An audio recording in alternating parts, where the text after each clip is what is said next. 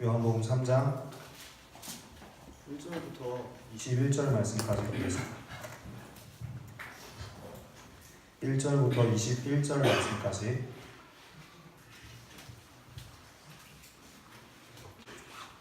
한 절씩 교독할까요? 저랑 같이 교독하겠습니다. 3장 1절로 21절 말씀까지 교독하겠습니다. 그런데 바리새인 중에 니고데모라 하는 사람이 있으니 유대인의 지도자라.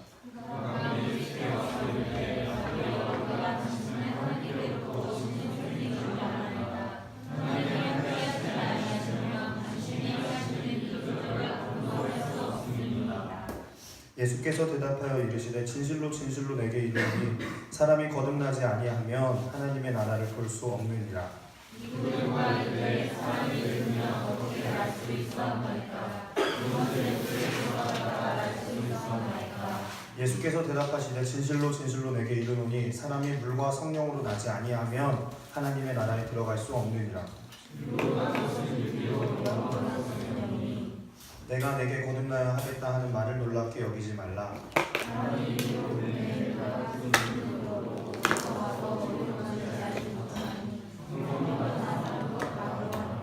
니고데모가 대답하여 이르되 어찌 그러한 일이 있을 수 있나이까?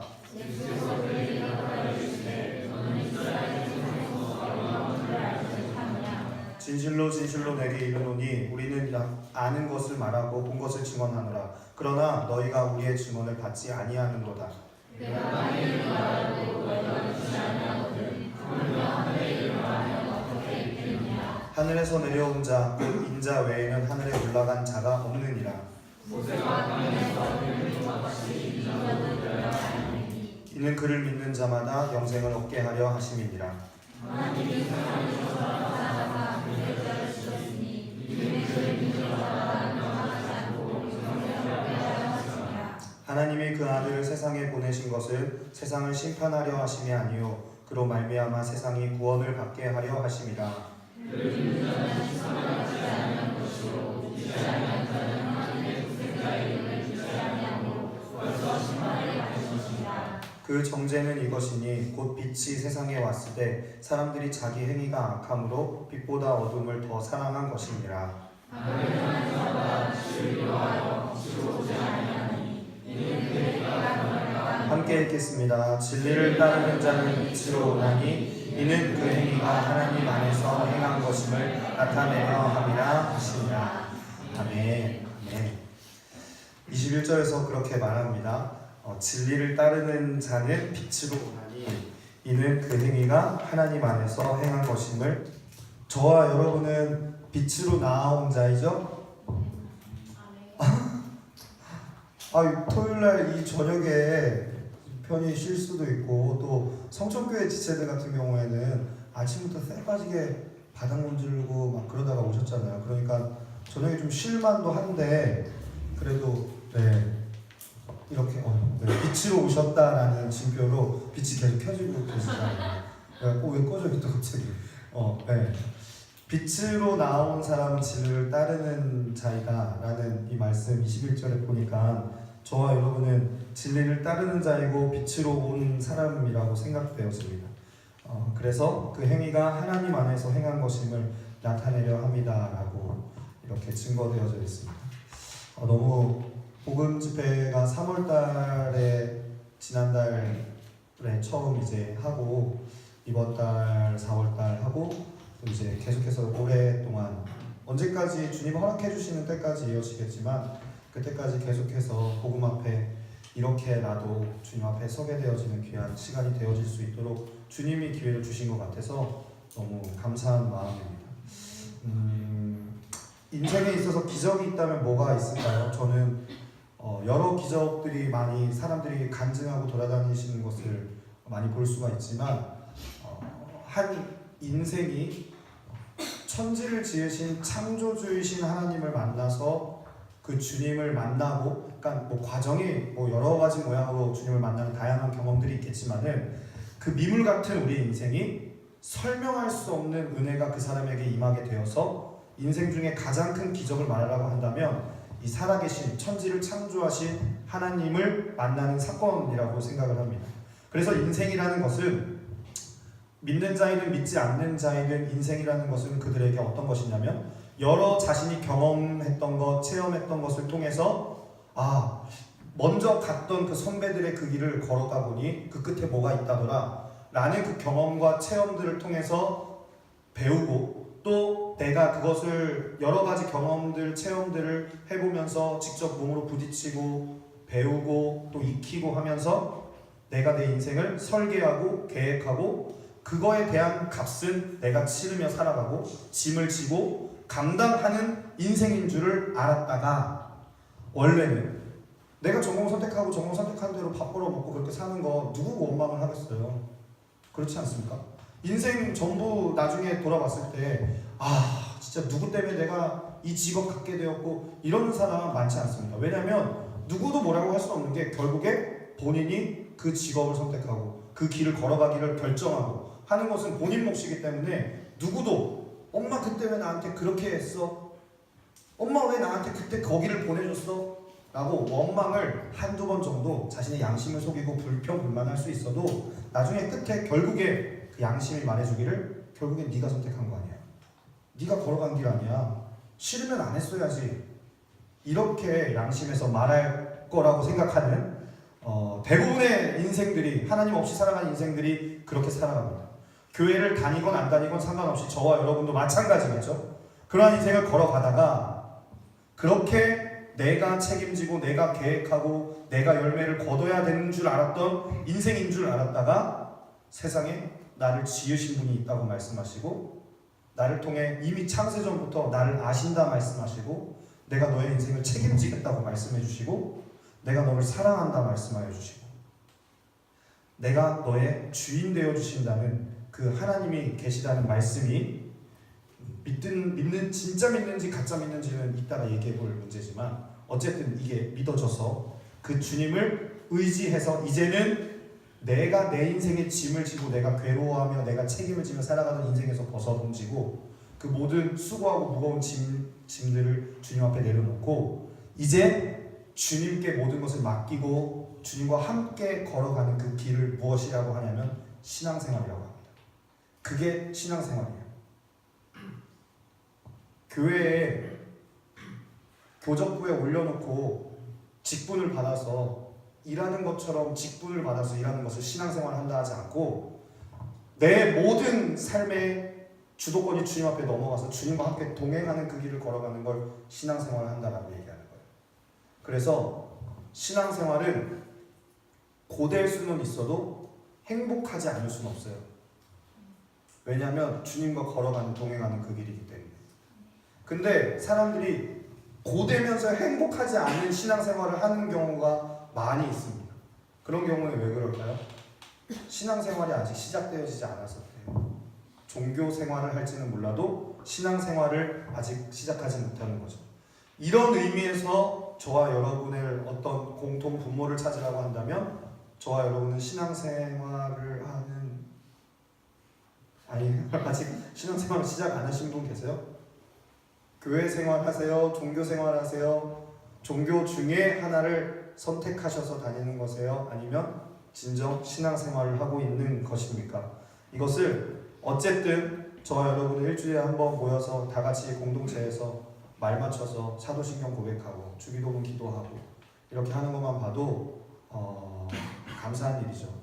고백을 해봐라 해도 고백을 안 하고 입 다물고 제가 오늘 이번 주 중에 이제 주일 설교와 또 이제 그 공과를 준비를 하면서 그 다음 세대를 위해서 기도하는 그 기도 기사를 보면서 이제 기도 제목을 적었는데 보니까 기사에 이런 게 있더라고요. 대한민국 10명 중에 4명이 구원의 확신이 있는지 없는지 모르겠다라는 설문이 있더라고요. 최근에 나온 거예요. 그러니까 대한민국에 있는 청소년들 중에서 10명 중에 4명이 내가 구원의 확신이 있다 없다에 대한 것을 긴가민가 한다는 거예요. 확신이 잘 모르겠다가 이제 10명 중에 4명이라는 거예요. 그러니까 그런 것들을 바라보면서 어떻게 매주 그러니까 제가 담당하고 있는 한 30명 남짓한 애들 중에서 그러면 한 12명, 13명 정도가 지금 고민을 안 한다는 거 아니에요. 그거에 대한 잘 모르겠는데요. 이렇게 생각한다는 거 아니에요. 그거 생각하니까 이거 어떡하나 이러면서 이제 고민하고 이제 설문지를 받아봤는데 다음 세대들이 교회에게 바라는 점에 대해서 그 설문이 있는데 설교를 재밌게 해달라, 그리고 공과 공부를 없애달라, 뭐 이런 설문이 있더라고요. 그래서 나는 설교도 재밌게 하는 거 고민하기 너무 힘들고 공과에 생명을 거는 사람인데 속으로 이거 큐티가 아니라 그 GBS에 생명을 거는 사람인데 세상에 이거를 없애달라는 설문이 그게 거의 2위인가 그렇더라고. 그래서 내가 놀랐어요. 그러면서 아이러니하게 GBS를 없애주세요 하면서도 한편으로는 예수님을 알려주세요. 이거 뭐 어쩌라는 거야. 이랬더니 이것도 아니고 저것도 아니고 예수님을 알려주기 위해서 GBS를 하자는데 GBS는 하기 싫고 예수님 알고 이런 아무튼 모순적인 제가 그걸 봤습니다. 아무튼 이 고백만큼은 그래도 감사한 것은 우리 애들 참 와서 고백은 하거든요. 소리는 안 나요. 입모양만 나요.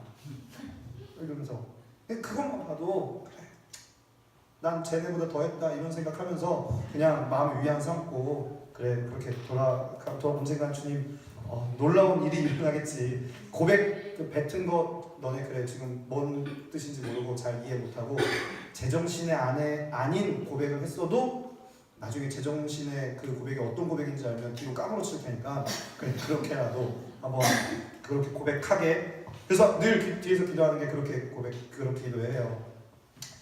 쟤네가 뭔 말인지 모르고 기도하는 것 같지만 주님 저 고백대로 되게 하여 주옵소서. 그냥 이렇게 기도하면은 주님 절대 편하게 죽게 하지 마시고 쟤네들 진짜 끝까지 주님 추적하셔서 끝까지 괴롭히고 막 닥달하고 편하게 이렇게 술 처먹고 막 이렇게 돌아다니지 못하게 하고 술 한 잔 먹을 때마다 주님 나타나셔가지고 얘야 이렇게 막 부담 주시면 옆에서 얼마나 부담이겠어요. 생각해보세요 여러분. 20살 때 아버지랑 자매들이 아버지 옆에 달고 다니면서 술자리 갖는다고 생각해보세요. 여러분들은 술자리 이런 데 안 가보셔서 잘 몰라요? 아버지를 옆에 앉혀놓고 친구들과 술을 먹는다고 생각해보세요. 얼마나 부담돼요. 어떻게 이거 이게 부담되잖아요. 근데 하늘 아버지를 옆에 모시고 다니면서 계속 그렇게 부담 이렇게 주셔가지고 지들 제명에 살지 못하게 그래서 최대한 빨리 돌아올 수 있도록 이렇게 그런 기도를 못된 기도를 제가 좀 하고 있습니다. 저와 여러분도 모르시겠지만 오늘 찬양 콘티 중에 찬양 가사를 제가 묵상을 해보니까 너무 어마어마한 고백들이 너무 많더라고요. 여러분 다 같이 찬양하셨잖아요. 세상에 죄로 가득한 나의 삶 속에 생명이라고는 찾을 수 없네. 내가 버린 십자가 다시 지고 결코 시들지 않는 주의 영광. 얘 주님만 따라가니 주님만 거기 어딘 줄 알고 따라가려고 지금 그런 고백을 막 드럼에 취해가지고 주님 따라가. 여러분 진짜 부담스러운 고백 한번 오늘 축하드리고 옆에 사람한테 인사해주세요. 축하합니다. 이렇게 같이 인사해주세요.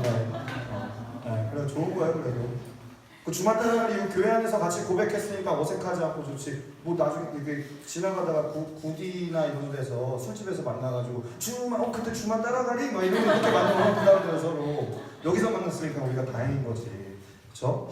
이 집회가 참 감사한 집회인 것 같습니다. 복음이 전부인 집회.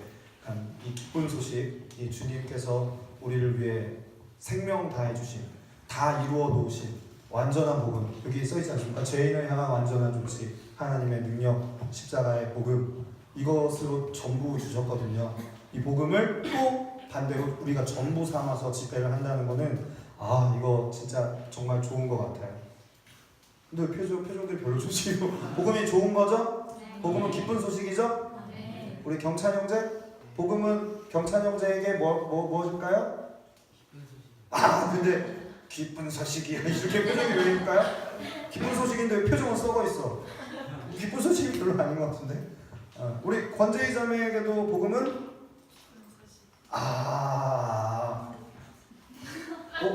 비웃어? 복음 비웃어? 어쩌면 기쁜 소식이 뭐 어쩌자는 거지? 복음이 기쁜 소식이죠. 아멘 하세요 여러분도? 복음 기쁜 소식 맞아요?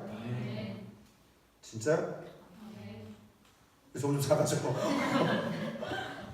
복음이 기쁜 소식이면 우리 그 아까 찬양 가사 고백한 것처럼 복음과 운명도 함께 할 수 있겠어요?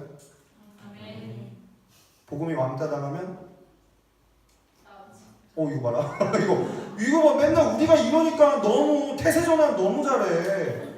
복음이 막 영광할 때 주님 저도 같이 함께 그 모자 위에 앉아서 주님과 함께 할렐루야 이러고 싶은데 저희 복음 왕따 당할 때는 그때는 살짝 태세전환 해가지고 잠깐 뒤로 빠졌다가 복음이 다시 막 이렇게 주님 저도 같이 이렇게 하고 복음이 또 이렇게 잠깐 뒤로 지켜봐야 돼. 이게 어떻게 관계 유지를 왜 이렇게 잘하세요? 복음이 기쁜 소식이죠. 근데 복음이 늘 기쁩니까 우리에게? 복음과 함께 그 길을 걸어간다는 것이 우리에게 정말 기쁨이 되어질 수 있을까요? 우리 마음이 어느 한편으로 복음 생각하면은 마음이 무거워지거나 아니면 무감각한 가치가 되어질 수 있을지도 모르겠어요. 그리고 이것은 복음이라고 하는 것은 제가 보니까 시간이 지날수록 우리가 이게 사람이 적응을 잘한다는 것이 저는 장점인 줄로만 생각했었는데 적응을 잘한다는 것이 엄청난 단점이 될 수 있다는 사실을 깨달았는데 복음에 대해서 적응을 해버리니까 이제는 더 이상 마음의 감동도 감격도 내 마음에 어떤 울림도 줄 수 없는 도전해 줄 수도 없는 그런 가치가 되어져서 맨날 듣는 복음 왜 홍수 때 먹을 물이 더 없다는 말이 있잖아요. TV 하나만 틀어도 볼 수 있는 설교 말씀이 우르르 쏟아져 나오고 내가 내 입맛에 맞는 그 설교 들을 수 있도록 유튜브 검색만 하면은 제목, 절기, 그 뭐 주제 그거에 따라서 다 카테고리 다 나뉘어져 있어서 내가 듣고 싶은 말만 그렇게 쏙쏙 들을 수 있는 그나마 그것도 열심히 읽는 사람이나 되니까 그렇게 찾아보지 주일 설교 들었으니까 더 이상 복음 내가 왜 그거를 주일날 가서 했으면 토요일 가서 봉사까지 하는 정도면 이 정도면 정말 열심히 하는 거 아니야 나 정도면 나 아침에 큐티도 한다고 나 저녁에 자기 전에 기도도 해 저희 고등부 교사 선생님들 보니까 하루 평균 5분 기도하시더라고요. 애들을 가르치는 교사 선생님들이 그래요.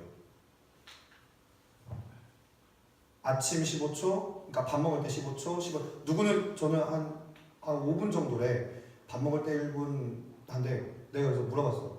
뭔가 이상해. 밥 먹을 때 1분이나 기도해요? 밥 먹을 때 그러면 어떻게 기도하세요?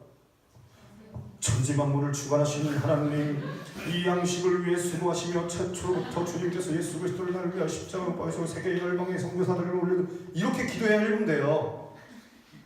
근데 여러분 실제 1분 안 하시잖아요. 거짓말 하더라고. 그래서 내가 놀래가지고 길어야 15초지. 그러니까 점점 해가지고 15초 45초 그리고 자기 전에 한 10분 한대. 여러분 근데 기도 다들 해보셔서 아시죠? 10분 이 정도 주여 이렇게 기도하다 10분 정도 됐나 하고 딱 보면 얼마야? 3분 지났죠. 3분. 희한하게 기도하려고 눈만 감으면 정신과 시간의 방에 들어와서 다른 사람들은 다 가는데 나만 시간이 안 가. 왜 이럴까요? 저는 깨달은 게 우리의 본성이 정말 기도하기 싫어하는구나라는 걸 깨달았어요. 1시간 기도 정말 힘들어요. 제가 기도가 양이 전부가 아니라는 거 알아요. 그렇게 말하는 분들 얘기하는 논리도 알아요. 근데 제가 분명하게 얘기하고 싶은 거는 기도의 양도 중요하더라고요.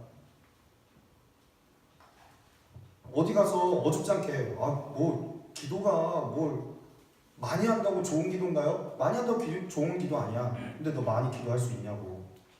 너 앉은 자리에서 얼마나 기도하는데 어떻게 기도할 수 있는데. 여러분 제가 말씀드리지만 여러분 복음이 이야기하는 가치대로 살아가고 싶죠? 살아가고 싶으세요? 정말 그렇게 따라가고 싶으세요? 아까 고백하신 것처럼 예수 따라가리 어떠한 시련과 폭풍이 닥쳐와도 주님 따라갈래요? 이렇게 살아가고 싶으세요? 그 고백을 감당할 수 있는 자리는 기도의 자리밖에 없어요. 여러분이 백날 기고 백날 신념이 강해지고 체력을 키우고 열심히 주님 따라 살려고 아무리 마인드 컨트롤 해도 절대로 그 고백대로 못 살아요. 제가 장담해요. 누구도 자기의 신념만큼 그 이상을 넘어서서 생명을 주기까지 복음과 함께 걸어갈 수 없어요. 그러면 어떻게 우리의 믿음의 선배들이 복음과 운명을 함께 하면서 그 길을 걸어갔느냐? 비결은 딱 하나예요. 기도의 자리. 기도의 자리에서 살아내지 않으면 같이 걸어갈 수가 없더라고요. 이거를 또 명심하셔요. 그래서 복음과 기도는 반드시 같이 가야 돼요. 말씀 공부 백날 열심히 연구하고, 그렇게 따지면 신학 박사님들이 신앙이 제일 좋으셔야지. 신학 공부 너무 열심히 했더니 결과가 어떻게 나왔냐면, 신학 공부를 너무 열심히 한 신학 박사님께서 하나님이 돌아가셨대요. 옛날엔 살아계셨는데 지금은 돌아가셨대요. 제가 그럼 미친놈 쳐다보듯이 쳐다보지 말고, 내가 그런 게 아니라니까요. 실제로 신학 공부를 너무 열심히 공부하셨더니 몇십 년 막 끝에 결론을 깨달았는데 하나님 돌아가셨다는 거야. 세상. 그런 분들 계시잖아요. 공부를 열심히 한다고 해서, 성경 공부 이거 굉장히 해탈을 잘하고 암송을 열심히 한다고 해서 그 고백대로 살아갈 수 있느냐? 그건 별개의 문제가 되는 거죠. 아무튼 신앙 연수가 길다고 하여서 이 복음과 함께 또 복음이 말하는 그 가치대로 살아갈 수 있는 것, 그것도 별개입니다. 대부분 이제 모태신앙이라든지 신앙 연수가 길은 사람들이 이런 문제들을 회의감을 갖고 있다고 생각해요. 그리고 더 나아가서는 이런 열심을 갖고 이런 집회를 찾아다니는 것, 그리고 이런 걸 통해서 영적인 에너지를 얻고 싶어하는 사람들, 그냥 자극적인 그것을 찾는 것이지, 제가 결론부터 말씀드리자면 자극적인 어떤 나를 흥분시킬 수 있을 만한 집회를 찾아다닌다고 해서 여러분 신앙이 나아지지 않아요. 절대 그럴 수 없어요. 점점 자극적이고 점점 더 나를 귀에 더 꽂히는 말, 나의 귀를 어떤 달콤하게 해줄 수 있는 말, 아니면 나에게 더 세게 해줄 수 있는 말, 이런 말들만 계속해서 찾아다니는 거예요. 그리고 거기에 익숙하고 적응되어져 버리고, 그리고 냉랭해진 나의 마음을 탓하고, 그리고 어디서 이상한, 다 자꾸 주변 사람들한테 결론을 왜 그렇게 얻는지 모르겠는데, 그리고는 결론을 지어버리는 거죠. 하나님 없어. 나 다 해봤어. 다 해봤어. 신앙 연수 길어서 다 해봤어. 근데 안 되더라고. 내가 변하지 않더라고. 어떻게 나는 할 만큼 다 했다고.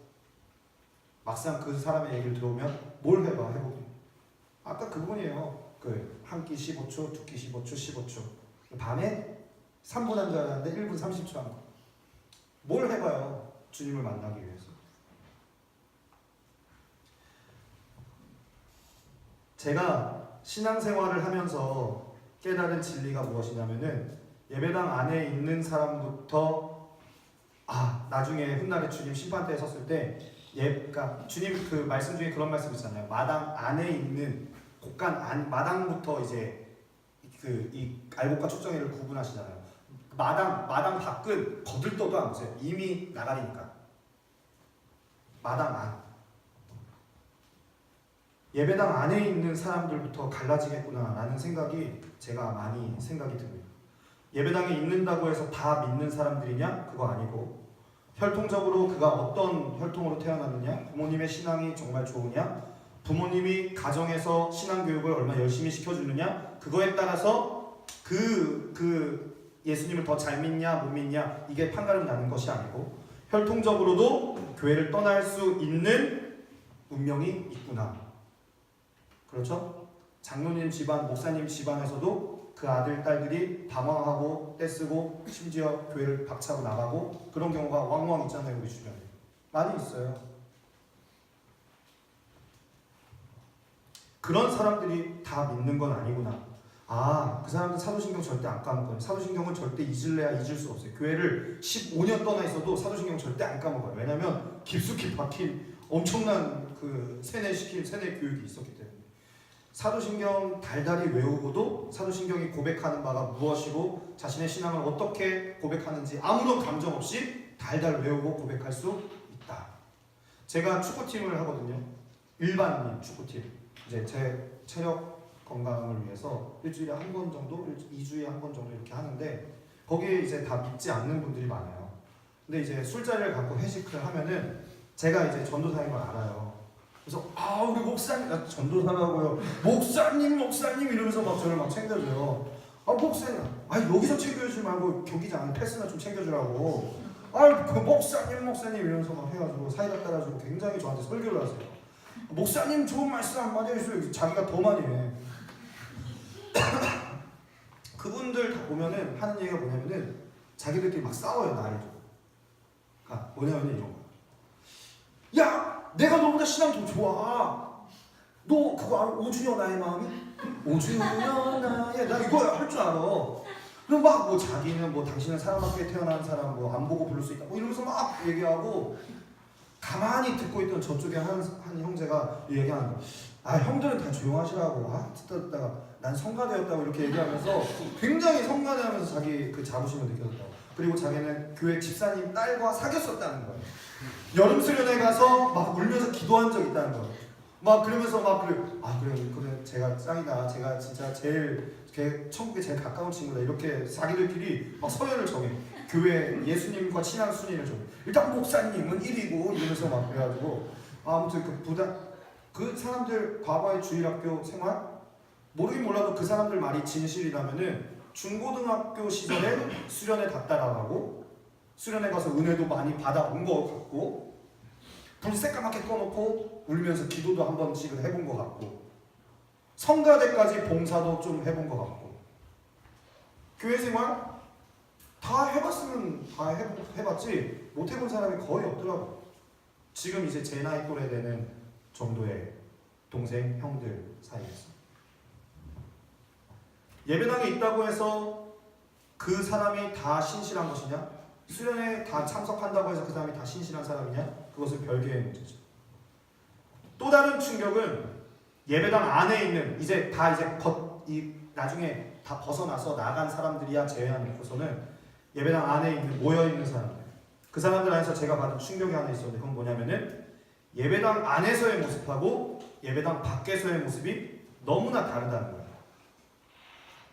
이것은 대부분 집사님 정도 레벨이 이상 돼야지 나타나는 스킬인데 예배당 안에서 집사님을 만났을 때 성도들을 만났을 때 집사님 할렐루야 이럴 때와 집에 가서 자녀들을 대할 때의 모습 공발사 몇 시인데 이제 들어 교회 갔어 안 갔어 이런 모습들 너무 다른 모습들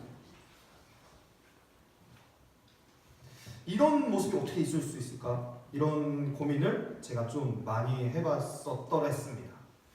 오늘 읽은 본문 말씀 요한복음 3장 16절이 속해 있는 본문인데 요한복음 3장 16절은 여러분 정도 되시면 다들 안 보고 암송하실 수 있나요?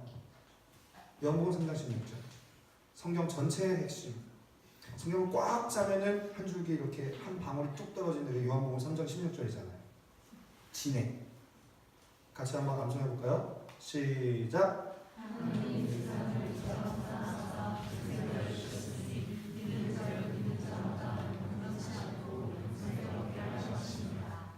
아멘. 살짝 버리신 분이 있다면 지금 당장 무릎 꿇고 회개하시기 바랍니다. 교회 연수가 5년 이상인데 이 구절을 못 외웠다는 것은 용서할 수 없는 용서가 힘든 일이야 이거는. 성경 전체에 요약을 하면은 이 구절 하나로 설명할 수가 있겠죠. 하나님이 세상을 천지 만물을 창조하신 하나님이 자신이 지어놓으신 세상을 너무 사랑했어요. 근데 그 사랑을 어떻게 했냐? 이처럼 했는데 이처럼이 무엇이냐? 이처럼 사랑하사 뭘 어떻게 이처럼이 뭐야? 하나밖에 없는 아들을 죽이기까지 사랑했다라는 이 내용인 거죠.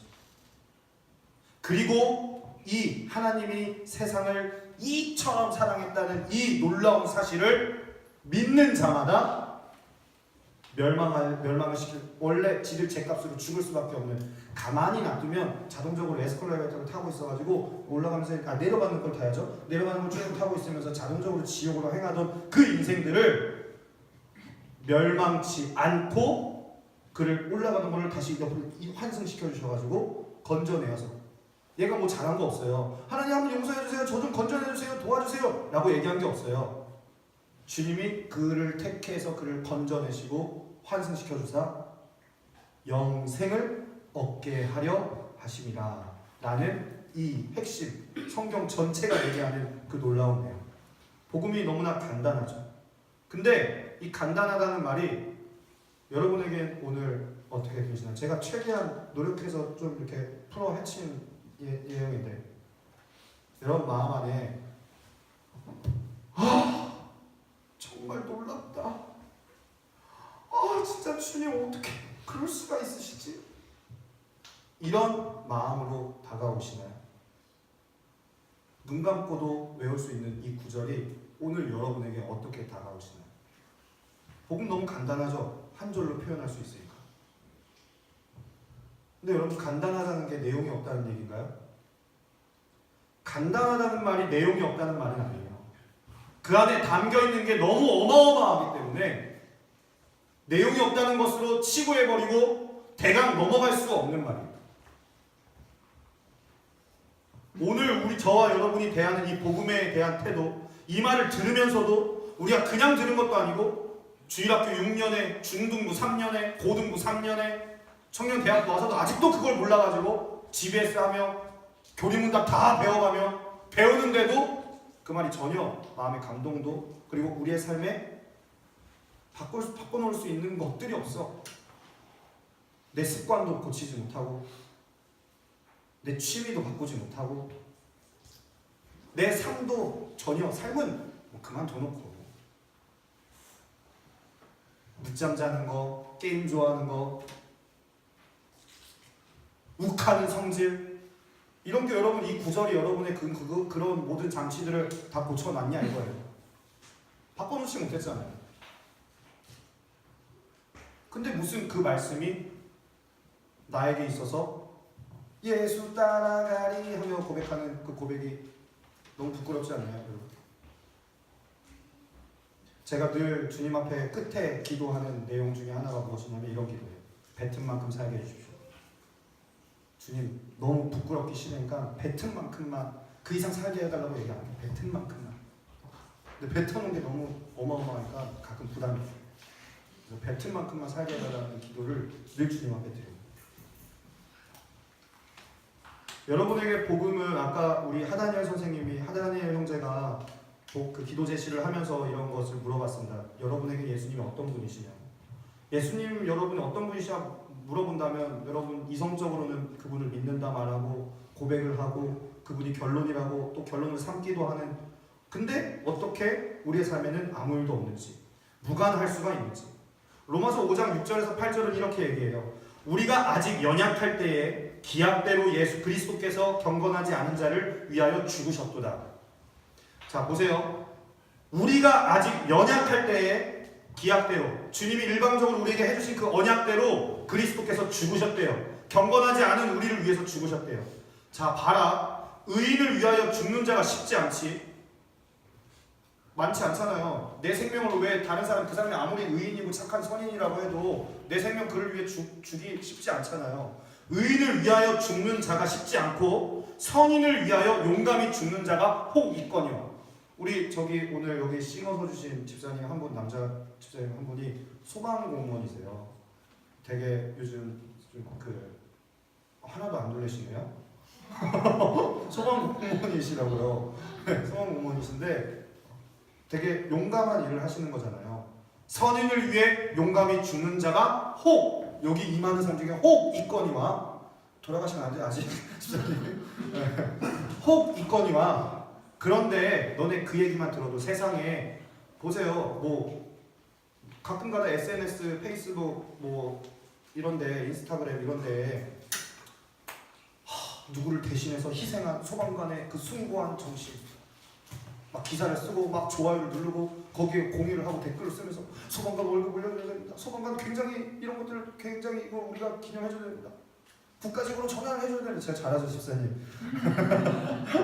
이런 것들 우리가 굉장히 난리를 치면서 이슈화하고 그 사람에 대해서 용기 있다 칭찬해주고 하다못해 자기 개를 위해서 희생한 주인의 희생을 기리기도 하고 누군가를 위해서 희생한 정신을 대단히 막 박수치면서 그 사람이 누군가에게는 인생의 모토가 되어지기도 하고 저 사람처럼 살겠다는 다짐을 하기도 하고 여러 가지 그 사람들의 어떤 그 인식을 바꿔놓는단 말입니다. 로마서 5장 6절에서 8절 말씀이 이 얘기를 하고 있는 거예요. 우리가 아직 연약할 때에 기약대로 그리스도께서 경건하지 않은 자를 위하여 죽으셨도다. 아멘이죠. 의인을 위하여 죽는 자가 여러 사람 중에 쉽지 않다. 선인을 위해 용감히 죽는 자가 혹 한 명 정도 누구 있다. 그런데 생각해봐요. 우리가 아직 죄인 되었을 때 그리스도께서 우리를 위하여 죽으심으로 하나님께서 우리에 대한 자기의 사랑을 확정하십니다. 여기 모르긴 몰라도 여러분 젊은 분들이기 때문에 맛집 하나만 알아내도 기똥 찰걸요. 퍼나르기, 누구 태그하기, 기똥 찰걸요. 막 뭐 요즘에 그런 것도 있지만 그 골뱅이 해시태그 골뱅이 이걸 해가지고 두 번째로 뜬 사람이 치킨 쏘기 뭐 이런 것도 있지만 막 그러면 누가 걸릴까 이러면서 우리 리빌딩 오실 때 그런 거 한번 해야겠어요. 골뱅이에서 세 번째 걸린 사람은 반드시 집회에 참석하기 뭐 이런 거 이런 이벤트 그리고 그렇게 나를 외면하지 마. 좀 받아줘 이런 거. 맛집 하나만 걸려도 요즘 난리 나는 세상에 여러분에게 예수 그리스도는 복음은 맛집만큼도 취급받지 못하는 아주 저취급을 받고 있는 대상인 거죠. 어떻나요? 여러분 SNS만 뒤져보면 여러분의 가치관이 다 나와요. 아닌가요? SNS만 한번 확 뒤집어 놓으면은 그거 다 까발려가지고 완전히 다 통계에 내버리면은 우리의 가치관이 모르긴 몰라도 30%는 나올 겁니다. 그렇지 않을까요?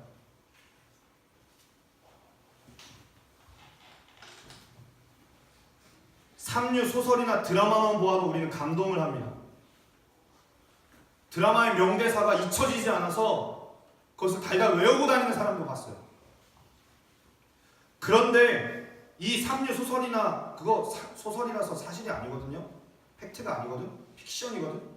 근데 이 픽션 소설만 보아도 감동해서 그것을 모토 삼고 그거를 좌우명 삼고 하는 이런 사람들이 있는데 감동을 하는데 세상에 하나님이 나를 사랑한다는 말에 전혀 삶의 의미를 두지 않아요. 만약 이 말에 우리가 조금만 의미를 심각하게 부여를 하고 두었더라면 이런 눈꽃만큼도 하나님이 말씀하셨다는데 도대체가 여기에 충격을 받지 않을 수가 있는지 전 잘 이해가 안 가는 거예요. 어떻게 삶의 이 작은 영역부터 조금씩 바뀌어 나가지 않을 수 있는지 이해가 가지 않는 거예요. 어떻게 난 이거 원래 성향이 이래서 이거 못 고치는 성향이야. 아니요.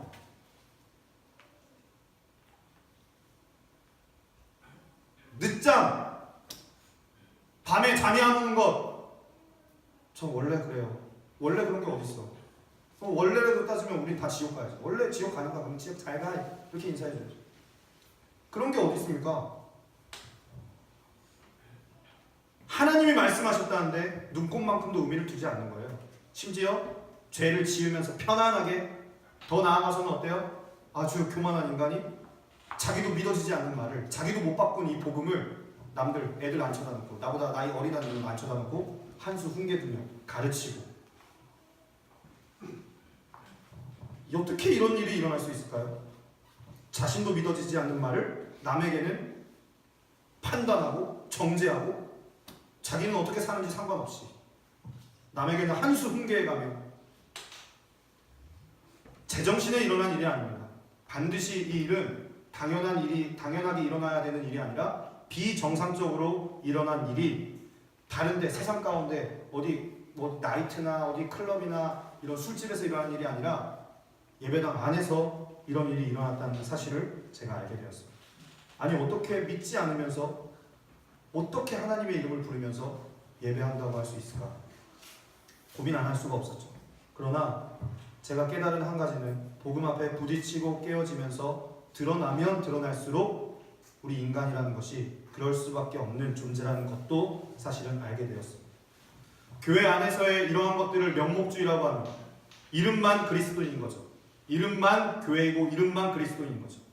여러분 보세요. 비가 아무리 쏟아져도 아무리 앞에서 목사님들이 진실된 설교를 하며 아무리 목사님들이 좋은 설교를 많이 해줘도 비가 아무리 내려도 우비 쓰고 있으면 옷 하나 젖지 못하는 것처럼 아무리 많은 설교를 듣고 아무리 많은 말씀을 앞에서 GBS를 막 해석해가며 공부를 해가도 그것이 그 사람의 마음을 적시지 못하고 그 사람의 삶을 바꿀 수 없는 까닭은 교회 안의 명목주의, 명목상의 그리스도인, 이 사실을 우리 분명히 기억해야 됩니다.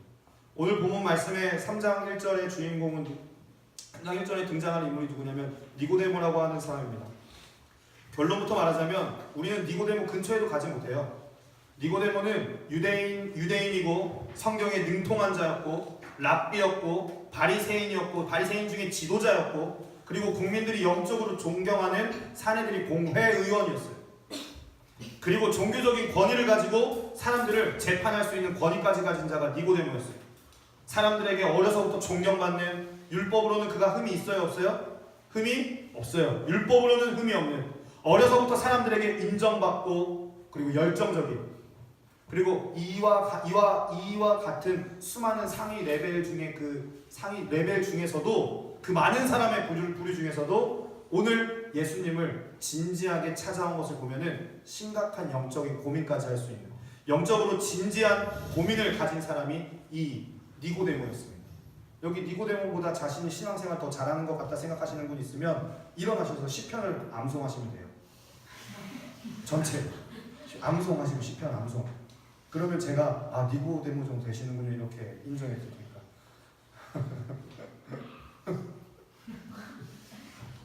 없죠? 대한민국에서 한번 찾아보면 어떨까? 대한민국 전 세계에서 찾아보면 어떨까요? 우리는 대부분 다 니고데모 이하의 신앙생활을 하고 있어요.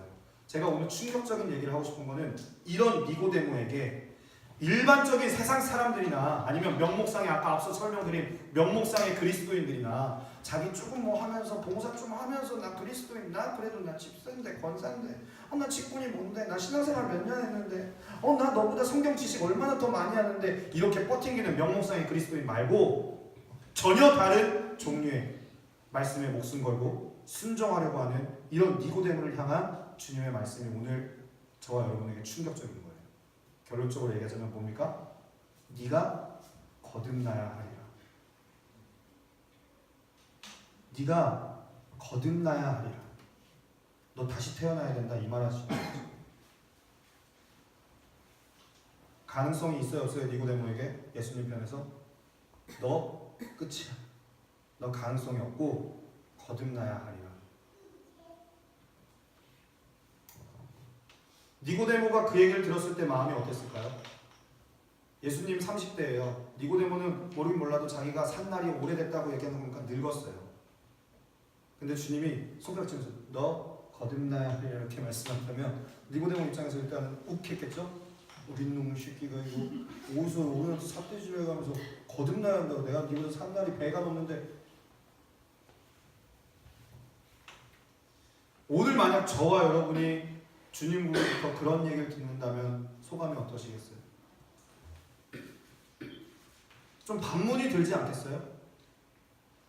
아이 주님, 내가 물론 죄인이고 내가 물론 모자라고 하나님 예수님 기준에는 부합하지 못하는 건 내가 잘 알고 있지만 그렇게까지 나쁜 놈입니까 제가? 그 정도입니까? 니고데모 똑같은 반문이 당연히 그런 반문이 드는 거죠. 아니 내가 지금 눈물겹게 살아온 최선, 율법 지키려고 내가 어떻게 허벅지를 찔러가며 율법대로 살려고 노력을 하고 사람들 칭찬받으려고 이렇게 살았는데, 그러면 이 니고데모의 됨됨이, 그가 이뤄온 수십 년 평생 그 모든 세월을 다 부정당하는 거잖아요. 충격을 받고 물어보는 거죠. 어떻게 그런 일이 일어날 수 있습니까?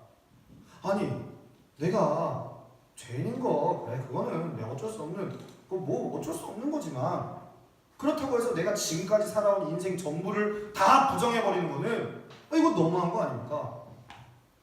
아니 내가 다시 태어난다는 그 말이 됩니까? 내가 지금 나이가 몇인데 엄마 뱃속에 다시 어머니도 다 돌아가시고 어떻게 다시 태어납니까? 그때 예수님이 말씀하시는 거죠. 육으로 난 것은 육이요 영으로 난 것이야라 하리니 내가 내게 거듭나야겠다는 말은 놀라게 여기지 말아라. 하나님의 나라는 육적 차원으로 도달할 수 있는 것이 아니고 영으로 도달할 수 있는 곳이다. 이 말을 하시는 겁니다. 이 자신의 삶 전체를 부정당한 니고데모에게 하셨던 그 말을 오늘 저와 여러분이 들었습니다. 너 거듭나야 된다. 상엽아, 너 거듭나야 돼. 야, 성진아, 너 거듭나야 된다고. 하나님 나라 볼 수 없어. 거듭나야 돼요. 그러면 여러분 안에 어떤 질문 생길 거예요? 나보다 내 기준으로 내가 생각하기에 나보다 신앙이 덜한 그 사람을 생각하며 걔보단 내가 낫지 않나? 이런 생각하실 거예요? 하나님의 절대적인 기준에 그 기준, 그 진리를 생각하지 아니하고 사람들끼리 여러 가지 싸구려 복음을 얘기하는 그 저작거리에서 얘기하는 그 복음을 들어놓고서는 그 기준에 맞춰서 나 그렇게 신앙생활을 하고 있다고 자부할 건가요? 나 저 정도는 아니야. 나 그렇게 쓰레기는 아니야. 내가 거듭나야 될 정도는 아니지. 내가 지금까지 어떻게 살아왔는데? 나 그 죄 막대먹게 산 저놈들보다야 나 얼마나 나 회개했는데?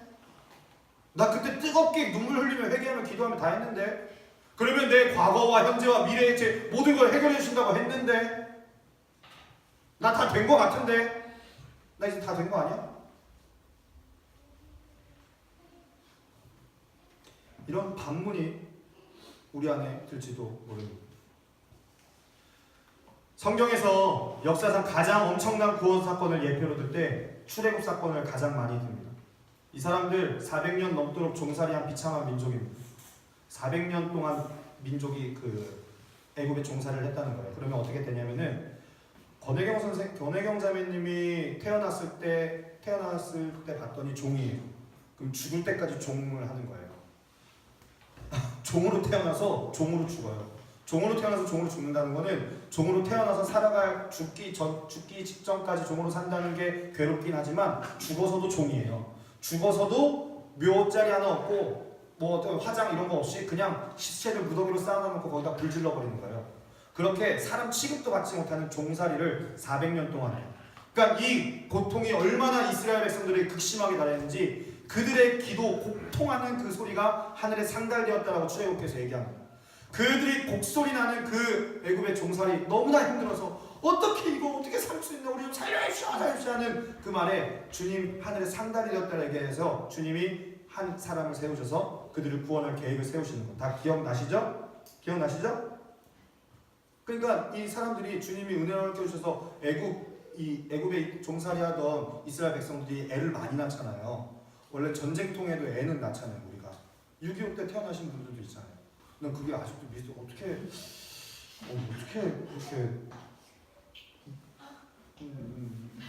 놀라운 집중 아무튼 그 포탄 터지는 그 피난하는 중에도 아이가 태어난 거 보니까 이 애국 종살이하는 그 와중에도 힘들다 하면서도 여전히 번성하고 그렇게 가는 거예요. 그러니까 그게 얼마나 위협적인지 바로왕이 그게 위협이 되는 거예요.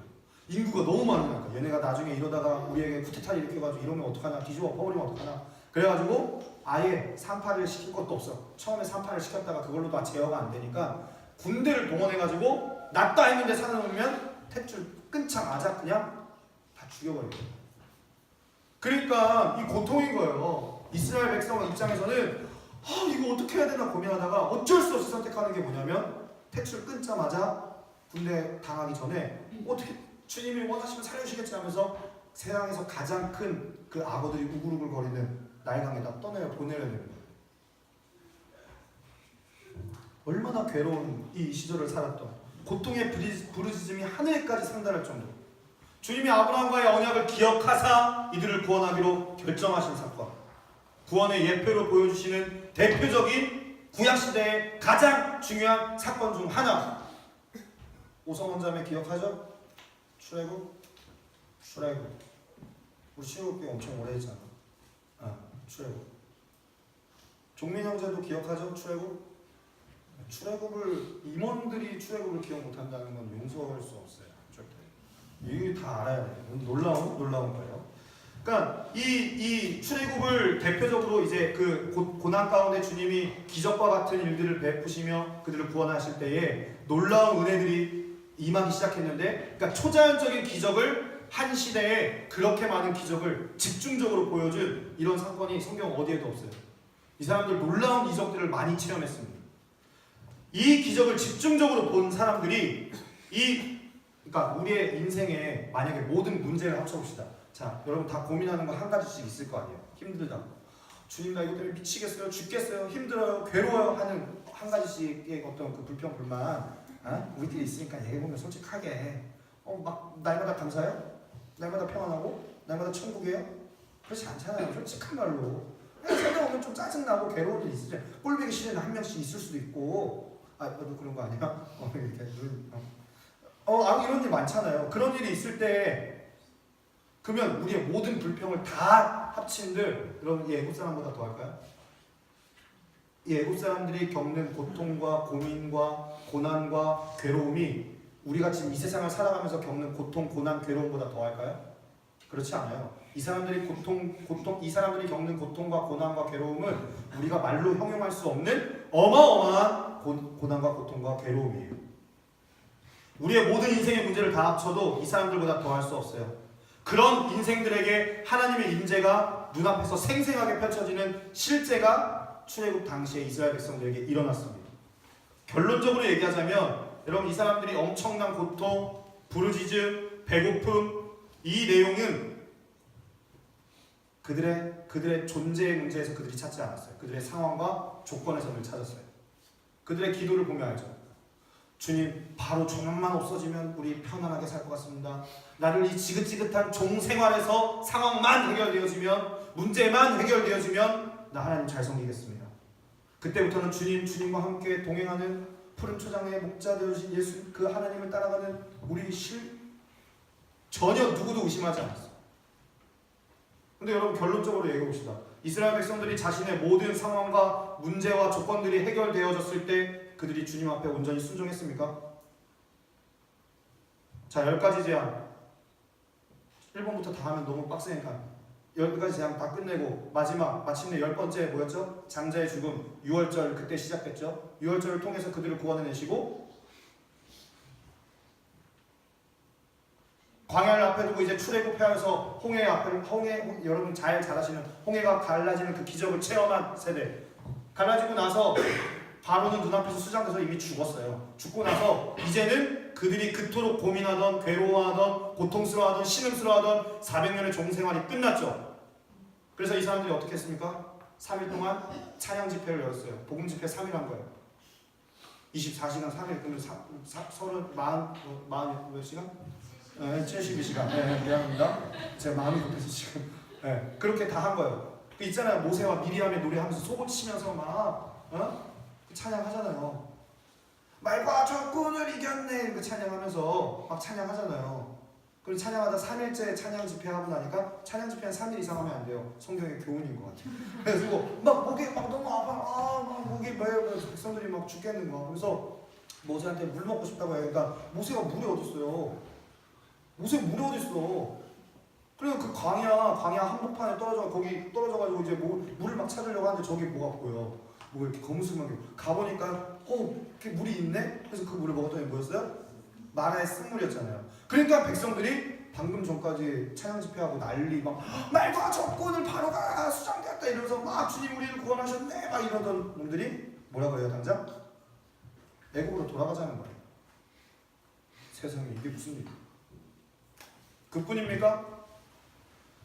주님이 낮에는 구름 기둥으로 밤에는 불 기둥으로 배고프다 그래서 매일 그들이 노력한 거 하나도 없었는데 아침마다 주님이 주시는 신령한 만나로 그리고 또 기력 없다고 고기를 달라고 막 남자들이 소리치니까 메추라기를 보내셔가지고 고기를 주시고 부족함 없이 채워주시는 광야의 그 노정을 주님이 그들을 기적적으로 이끄셨는데도 가데스 바네아에 이르렀을 때 아시죠? 12 정탐꾼을 가나안 땅으로 보내고 그 정탐 보고를 듣는 그 이스라엘 백성들의 반응.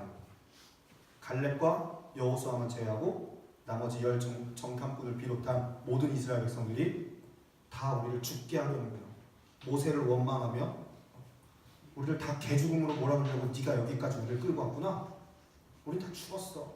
갔더니 아낙 자손 어마어마하게 큰 거인들이 다 몰려가고 우리는 너무 메뚜기 같더라. 우리 여기 왜 끌고 왔냐? 우리 다 저기에 그냥 개 죽음 당하게 생겼다고. 이럴 바에는 후렴 또 애국으로 돌아가자. 애국이 낫다 차라리. 이게 무슨 일이겠어요? 이것을 통해 저와 여러분이 알 수 있는 교훈은 인간은 어디로부터 구원을 받아야 하는 존재인지, 각각의 문제와 상황이 다 다르기 때문에 그가 겪어야 되는, 구원받아야 되는 것들이 다 다르냐? No. 인간이 조건과 상황과 문제만 해결되어지면 그 사람에게 전부 다 해결되어진 거냐? 그게 절대 아니라 인간은 조건이 바뀌어도 그놈이 그놈이고, 상황이 바뀌어도 그놈이 그놈이고, 배부르면 배불러서 악해지고, 배고프면 배고파서 더 악해지는, 어디를 갖다 두어도 그 존재가 변하지 않는 한 절대로 소망이 없는 죄인놈이라는 것을 명확하게 주님이 알려주시기 위해서 구약의 역사 전체를 통틀어서 이스라엘 백성이 하나님 앞에 돌아섰다가 다시 배반하고, 돌아섰다 배반하고, 상황이 해결되어져도 배반하고, 배고프면 또 완악하게 주님 앞에 찾고, 이걸 계속해서 반복하시며 보여주고자 하는 그 이유가 저와 여러분이 어디를 갖다 둬도 소망 없게 돼요. 그러니까 여러분 절대로 이렇게 핑계하시면 안 돼요. 하나님 나 이것만 해결되면, 이 문제만 걷어지면, 조금만 지나가면, 절대 속지 않으십니다. 그리고 이것만큼 터무니없는 고백이 없어요. 조건과 상황만 맞으면 우리가 죄를 짓죠. 조건과 상황이 안 맞으면 죄를 안 지을까? No. 조건과 상황이 안 맞으면 수단과 방법을 가리지 않아 조건과 상황을 맞추어서 범죄하고 마는 게 저와 여러분의 존재라는 것입니다. 인간의 문제는 그렇기 때문에 육적인 문제가 전부가 아닙니다. 인간에게 정말 필요한 복음이 뭐냐? 그것은 십자가 복음밖에 없다는 것을 알리기 위하여 성경 61권을 우리에게 알려주셨습니다. 그러면 하나님이 핵심적으로 우리에게 얘기하고 싶으신 게 있는 거예요. 아니 세상에 사람마다 얼굴이 다르고 환경이 다르고 조건이 다 다르고 불평이 다 다르기 때문에 구원받아야 될 그 처지가 다 각각 다 다르기 때문에 너는 여기서 구원받아야 되고, 넌 여기서 구원받아야 되고, 넌 여기서 구원받아야 될 존재야 라고 이렇게 다 다양해버리면은 문제가 생기잖아. 이걸로 다 안 되잖아. 근데 왜 주님이 이거면 전부이도록, 왜 복음이면 충분하도록 우리에게 얘기하시는지, 그것은 우리가 어느 곳에 갖다 두어도 절대로 변하지 않는 우리의 존재로부터 구원을 받아야 될 처지에 있다는 것을 명확하게 알려주시는 거예요. 너 음란 때문에 괴로워해? 음란에서만 건지면 돼? 너 재물에서만 건짐받으면 돼? 너 상황과 환경만 해결되어지면 돼? 너 우리는 전부 다 존재의 문제를 겪고 있다는 것을 주님이 분명하게 말씀하십니다. 주님이 왜 하필 십자가의 복음인가? 우리의 문제가 얼마나 심각하길래 왜 하필 십자가의 복음이 전부라고 얘기하는가? 아니 주님이 세상에 아들을 주실 정도로 우리에게 주셨잖아요. 그리고 예수님 공생의 기간 동안 전부 다 사역을, 여러 가지 사역을 하셨어요. 사역 중에 안 하신 게 없어요. 복지 사역, 구제 사역, 뭐 여러 가지 전도 사역, 그리고 또 먹이는 사역, 별 다 하시고, 우리가 지금 현재 하고 있는 것 중에 거의 안 한 게 없으실 정도로 SNS만 빼고 다 거의 하신 것 같아요. 주님이 그 사역들을 전부 하시면서 한 번도 이 정도면 진짜 대단하지 않냐? 야 봤냐? 야 500명 일하러 내가 5,000명 먹이는 거야. 사진 찍었냐? SNS 올렸냐? 아니면 야 만족한다, 충분하다, 나 사도야 나오너라, 군대 막 걸어 나오니까 막 얘들아 보았느냐? 이걸 모든 사람들에게 알려라. 정말 대단하지 않느냐? 이러면서 한 번도 자신의 사역에 대해서 만족감을 표현한 적이 없어요. 근데 딱 한 번 주님이 만족한다는 표현을 쓰신 사역이 있어요. 그게 무엇이냐면 십자가예요. 뭐라고 말씀하셨죠? 다 이루었다. 충분하다 이 말이에요. 이거면 충분하다는 말이에요. 거기서 다 이루신 거예요. 그래서 십자가의 복음은 부족함이 있을 수가 없어요. 그렇게 만약 십자가의 복음이 부족하면 그거는 주님이 거짓말하셨구나, 아니면 우리의 믿음이 거기 가운데 있지 않은 거죠. 내가 그것으로 충분하지 못한 거죠. 교회에서 할 얘기가 많이 있습니다. 알려줘야 될 거 많고 사람들에게 정보 제공해야 되는 게 많이 있죠. 하지만 교회에서 할 말이 많이 있지만 주님께서 이 성경 전체를 통해서 그리고 자신의 생명을 주시면서 또 수많은 제자들이 그 주님을 따라가며 그 주님을 따라갈 수 없는 그 주님을 따라가면서 자신의 목숨과 뒤바꿔가며 우리에게 전해주고자 했던 이야기들이 있습니다. 그게 뭐냐면 예수 그리스도의 십자가의 복음이라는 것입니다. 주님이 다 이루신 자, 생명 주시면서 하나님 편에서는 하나밖에 없는 아들을 주신 자입니다. 그럼 제가 한번 여쭤볼게요. 주님은 그 온통 거기에 관심을 다 두시고 거기에 투자를 다 하셨어요. 거기에 올인하신 거예요. 그럼 여러분은 이거에 얼마만큼 가치를 부여하셨나요? 지난주 고난주간이었죠. 고난주간 때 찔끔 잠깐 눈물 찔끔 날 정도로 잠깐 생각하고 마는 게 1년 365일 중에 한 주 근근히 금식해가면서 하루 한 끼 금식해가면서 묵상하는 게 십자가 복음입니까?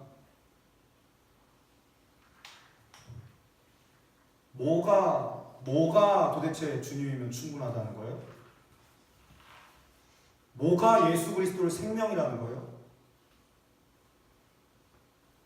뭐가 도대체 신앙생활인 줄 알고 하시는 거예요, 지금? 저와 여러분의 처지는 뭐 젤래야 잴 수 있는 게 하나도 없어요. 그분 앞에서. 딱 한 말씀만 남아요. 거듭나야 될 존재인 거야. 그렇지 않으면 소망이 없어, 없네. 이 말을 주님으로부터 저와 여러분이 들어야 돼요. 세상 사는 일에는 온통 관심이 쏟아져서 잘 먹고 잘 사는 법, 재테크 잘하는 법, 돈을 저축하는 법, 여러 가지 무슨 법 알아야 될 거 너무 많아서 거기에 신경을 온통 다 쏟으면서도 여러분 하루에 얼마나 십자가 복음 생각하며 주님 앞에서 엎드려져서 기도를 한다든지 전도를 한다든지 주님과 교제를 나눈다든지 뭐 해보셨어요? 20살 어디 있어요? 20살 손 들어보세요. 20살 작년에 고3 때 공부 많이 했지? 수능 공부하는 것만큼만 성경 공부 해봤나? 대학 가려고 투자했던 돈만큼만 성경 배워보려고 책 좀 사서 읽어봤나? 대학생 여러분들 한번 물어봅시다. 중간고사 준비하는 것만큼만, 취업 준비하는 것만큼만 주님 앞에 매달려 보셨어요? 연애하시는 분들한테도 여쭤볼게요. 애인 생각하는 것만큼만 주님 생각해 보셨어요? 도대체 뭐가 주님을 생명이라는 거예요? 부끄럽지 않습니까?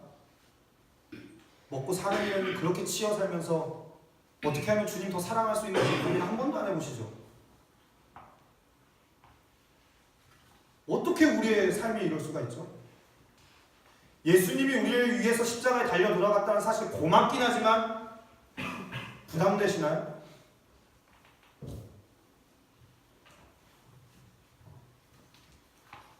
우리 말씀 한 구절만 같이 한번 찾아보겠습니다.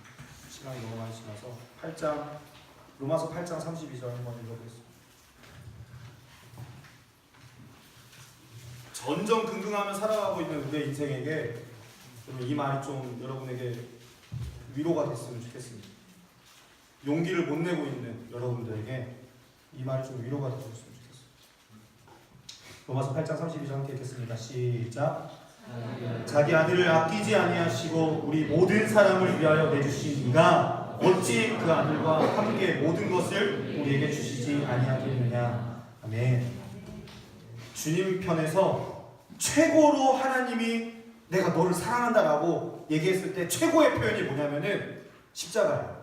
십자가 말고 하나님이 내가 널 사랑해서 내가 너 병 고쳐줘야겠다. 이것도 하나님 사랑의 표현 중에 하나죠. 야, 너 가난해서 너무 괴롭지? 내가 물질 허락해줄게. 야, 그래, 너 친구 많으면 너 마음 내가 왜 만져줄게. 이런 거 다 주님으로부터 위로 맞아요. 근데 주님이 야, 내가 너네 진짜 사랑한다 하는 최고의 표현으로 보여주신 게 뭐예요? 십자가예요. 그게 최고의 표현이라고. 하나님 편에서 보여줄 수 있는 내가 너를 이처럼 사랑한다라고 말할 수 있는 최고의 표현. 사랑의 확증도 십자가이고 영원한 구원의 보장도 십자가이고 복음의 능력, 하나님의 능력 십자가의 도에 표현할 때에도 복음의 능력이 십자가이고 십자가 복음 안에 그러면 우리가 생각하고 있는 모든 게 다 있어요. 아들도 아끼지 아니하고 우리에게 모든 것을 주신 이가 너네 염려하고 고민하고 괴로워하고 세상 어떻게 살아갈지 막막해하며 남들하고 비교 경쟁하면서 이 사회 가운데 맞춰져서 발맞춰 살아가느라고 괴로워하고 있는, 그래서 하나님의 사랑도 깨닫지 못하고 주님이 뒤에서 계속 부르는데 그 말 듣지도 못하고 계속 그 경쟁하며 살아가느라 그 인생들에게 주님이 얘기하시는 거예요. 내가 다 줬지 않냐. 내가 다 주지 않냐. 여기 안에 다 들어있지 않냐. 오늘 니고데모 이하 저와 여러분이 다 해당되는 얘기예요. 모든 인간에게 해당되는 주님 편에서 선언하는 한 가지 이야기가 있습니다. 그건 뭐냐면 인간 스스로 절대 구원의 소망이 없다. 날고 기고 울고 불고 난리를 쳐도 인간 스스로 구원의 소망 절대 없다. 로마서 3장 9절에 10절 제가 읽겠습니다. 그러면 어떠하냐? 우리는 나으냐? 결코 아니라 유대인이나 헬라인이나, 이 사람 모태신앙이나 모태신앙, 안 모태신앙이나 다 둘 다 얘기하는 거예요.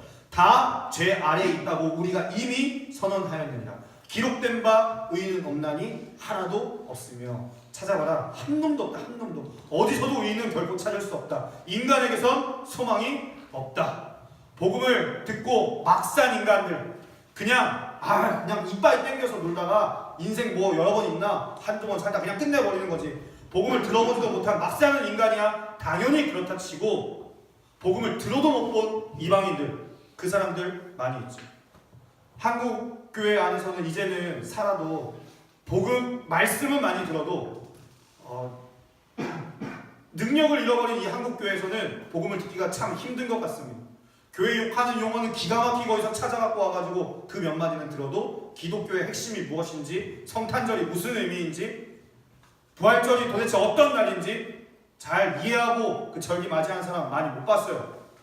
성찬에 참여한다는 게 뭔지, 사도신경이 무슨 고백을 내가 뭐 제정신에 하고 있는 건지 이거 다 이해하고 고백하는 사람 잘 못 봤어요. 왜냐하면 만약에 성찬을 제대로 이해하고 성찬에 참여했더라면 여러분 지금 이렇게 성찬 드리는 이런 분위기를 우리 드리지 못할 거예요. 세상에 거기서 펑펑 엎드려져서 울고 괴로워하면서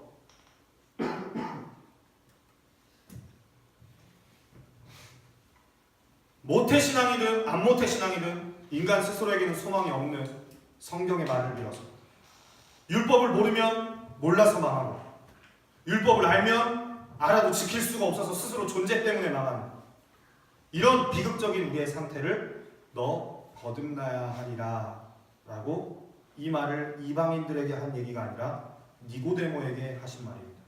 충격적인 거죠.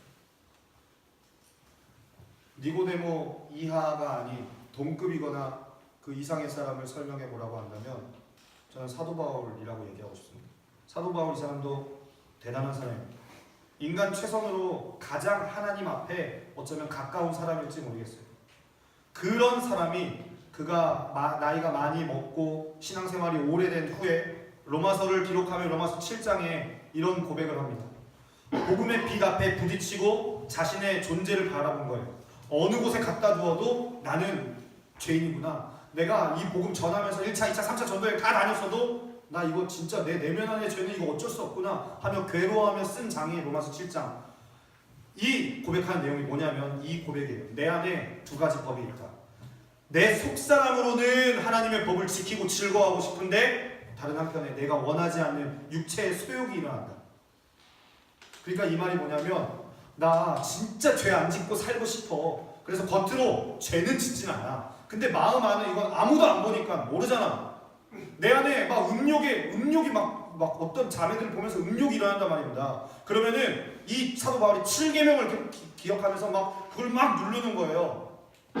그러면서 열매까지, 죄까지는 나는 맺지는 않는다. 단지 차이가 있다면, 다 그냥 막대먹게 사는 그 사람들과 차이가 있다면 사람의 눈이 무서워서, 하나님의 법을 즐거워하여 지키고자 하는 그 마음보다 더 큰 건 뭐냐면 보는 눈이 많으니까. 마음속으로는 무슨 짓을 저지르든 사람들이 못 보잖아. 그러니까 여기 안에서 무슨 일이 일어나든 그것 때문에 지금 괴롭다는 거예요. 차이가 있다면 나는 겉으로까지는 나가지 않아. 왜? 그것 또한도 내가 하나님을 두려워하고 공경해서가 아니라 사람들 눈이 무서워서. 이 지긋지긋한 싸움이 있다. 열매까지는 가지 않아. 다행히도. 나는 근데 이 죄가 미친 듯이 두렵다는 거야. 자기가 스스로 죄까지는 짓지 않아. 이렇게 괴로워하고 분투하며 고백하며 살아온 게 그가 예수님 복음의 빛 앞에 부딪히고 변화되어서 사울에서 바울로 살아가게 된 그 인생 다 산 후 거의 말년에 다가와서 그가 괴로워하며 양심 선언을 하는 거예요. 지금 내가 이거 어떡하냐 이거. 나 이거 진짜 미쳤다. 이거 어떻게 해야 되냐 나. 예전에는 내가 이것 때문에 고민하고 막 괴로워하면서 싸우다 보면은 옆에 사람들이 막 칭찬해줬다. 그래도 저 죄와 싸우는 저 신령한 사람, 거룩한 사람. 처음에는 예수님 알기 이전에는 내가 막 그것 때문에 율법 지키려고 허벅지 찔러가면서 7계명 누르고 막 이러면서 싸울 때는 사람들이 칭찬해주니까 그 칭찬해주는 사람들의 입에 그 입으로 칭찬해주는 그 사람이 나인 줄 알고 내 실존인 줄 알고 교만하고 다 이렇게 온갖 칭찬받으면서 살아오니까 칭찬받는 사람이 나인 줄 알고 그렇게 스스로를 속이며 살아왔는데 복음 앞에 서보니까 나 그게 아니다. 사도 저 사울 저거 신령한 사람, 저 열심히 사람, 사람들이 칭찬받는 사람, 대단한 사람, 거룩한 사람 이렇게 사람들이 칭찬해 주니까 복음을 모를 때는 그 칭찬이 진짜 나인 마냥 착각하고 자기에 충만해서 그렇게 살던 자가. 여러분 보세요.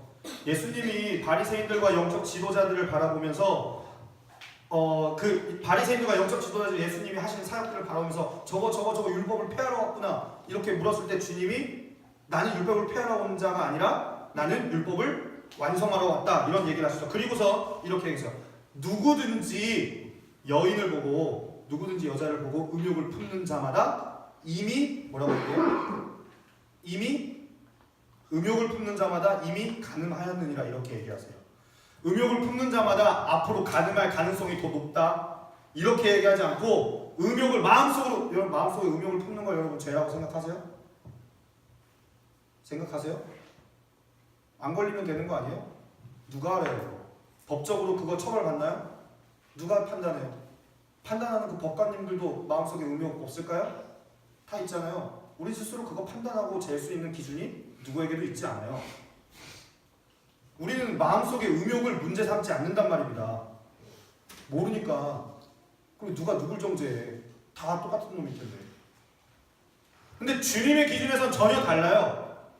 음욕을 품는 여인을 보고 음욕을 품는 자마다 이미 간음하였느니라. 주님은 열매에 대해 시비를 걸지 않고 열매를 맺는 그 뿌리. 우리 지난 3월 때 홍 목사님 그런 얘기 하셨죠.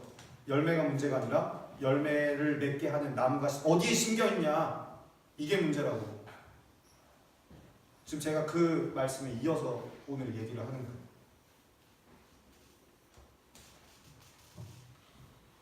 우리 주님 열매를 시비 걸지 않고 열매를 맺게 하는 나무의 생명에 대해서 묻고 있는 거예요.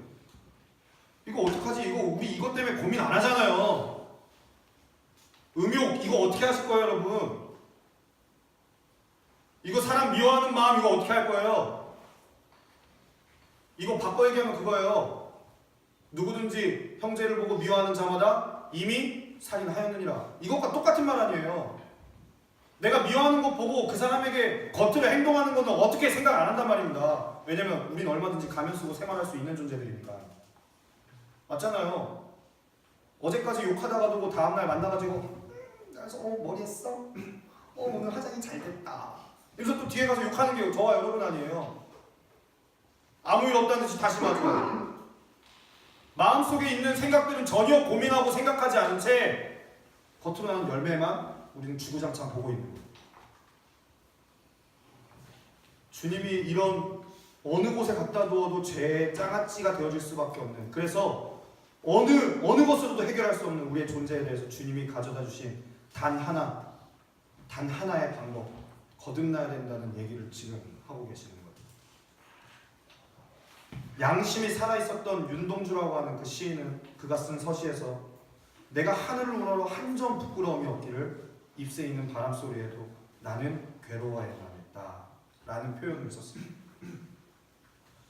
선을 이야기하면서도 선대로 살 수 없는 자신의 한계를 발견한 그 양심이 그로 하여금 괴로움을 더하여 줘서 잎새 있는 바람 소리만 들어도 자기의 마음이 괴로워서 선을 지킬 수도 없으면서 선은 왜 얘기하나, 도덕적으로 살 수도 없는 존재가 도덕은 또 왜 얘기하나, 출애굽의 어마어마한 실존을 경험하고도 지금 하늘에서 내리는 신령한 만나를 먹으면서도 반석의 생수를 마시면서도 자신들의 실존의 내면에서 어떻게 그런 반역, 악독함, 더러운 꾸정물이 끊임없이 나올 수 있을까요?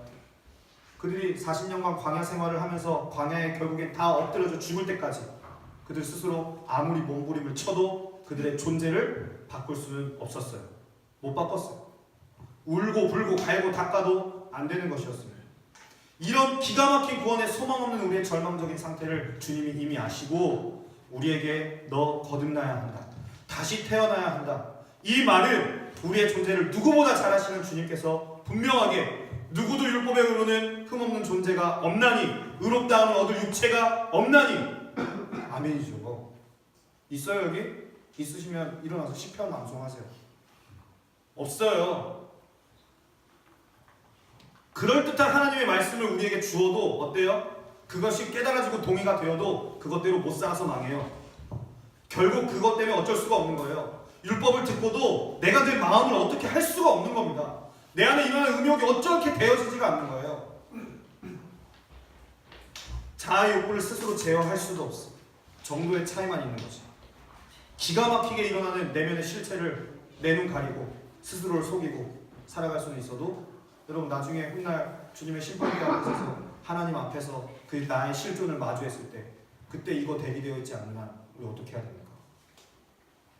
내가 무엇을 했는지 주님 앞에 어떻게 해요? 복음의 빛 앞에서 무너지고 마는 거예요. 당부하고 부탁드리고 싶은 것은 우리의 실존을 먼저 발견하셔야 돼요. 내가 어떤 죄인인지 알고 그리고 거기로부터 우리에게 해놓으신 조치, 이 조치, 단 한 가지 조치, 이거 생명처럼 붙잡는 방법 외에는 없습니다.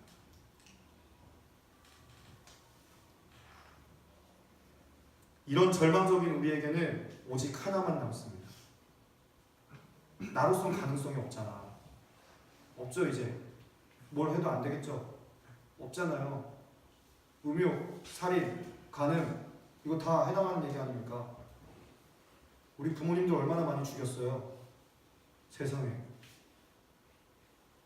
친구 지나가는 사람들이야 그만둬 놓고 가까이 옆에 피부치처럼 살고 지내는 부모님도 몇 번이나 죽였어. 부정할 거예요 우리가? 스스로 속일 수 있을까요?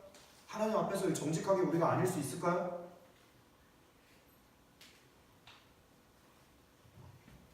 하나만 남아요. 이제 이런 우리 소망 없는 죄인들에게 하나만 남는데 그것은 뭐냐면 우리로서는 소망이 없으니까 다른 걸 기대해야죠. 하나님 편에서 일방적으로 베풀어 주시는 은혜만 남는 거예요. 그래서 은혜란 받을 자격이 없는 자에게 값없이 베풀어 주시는 하나님의 선물이 되어집니다. 그거 기대하는 그거 말고는 기대할 수 있는 게 어디에도 있을 수가 없어요. 하나님의 은혜가 우리 가운데 나타났습니다. 말로 다 할 수 없는 은혜가 나타나는데 그건 설명할 수 없어요. 이렇다 저렇다 이렇기 때문에 은혜가 나오는 법칙이 있다라고 설명할 수 없어요. 요한일서도 그래서 보라 하나님의 사랑이 어떻게 나타났는가 감탄사를 써서 도치법을 써서 우리 3장 16절 요한복음 3장 16절에 나타난 것처럼 이처럼 한 것처럼 보라 하며 하나님의 사랑이 어떻게 나타났는지 나타나신 바 되었는지 이렇게 표현한 말들이 무슨 이유도 조건도 따질 수 없는데 하나님이 우리를 먼저 사랑했다는 말입니다. 이해할 수도 다 알 수도 없는 하나님의 사랑, 이것은 지존하시는 하나님 그 마음 안에서 스스로 일어난 것 외에는 우리에게 소망이 없다는 것, 구원은 오직 하나님 그분 안에서 스스로 나오는 것이지 우리가 요청해서 받을 만한 자격이 되어서 주어지는 게 아니라는 것을 우리에게 말씀해주고 있습니다. 그래서 구원이란, 복음은 원인에 의한 결과로 오는 것이 아니라 하나님 마음 안에서 스스로 자발적으로 주님에게서부터 시작된 하나님 뜻 안에서 주어진 은혜의 복음이라는 겁니다. 외부로부터 유입되어진 작용이 아니면 거듭날 수 없어요. 외부로부터 유입되어진 그 소망이 아니면 우리에게 소망을 심겨줄 수 있는 존재가 없어요. 스스로에게 자생하지 않는다는 거예요. 그만큼 저와 여러분이 어떤 무엇을 해도 안 되는 정말 미물 같은 존재라는 거예요. 아무것도 안 돼요.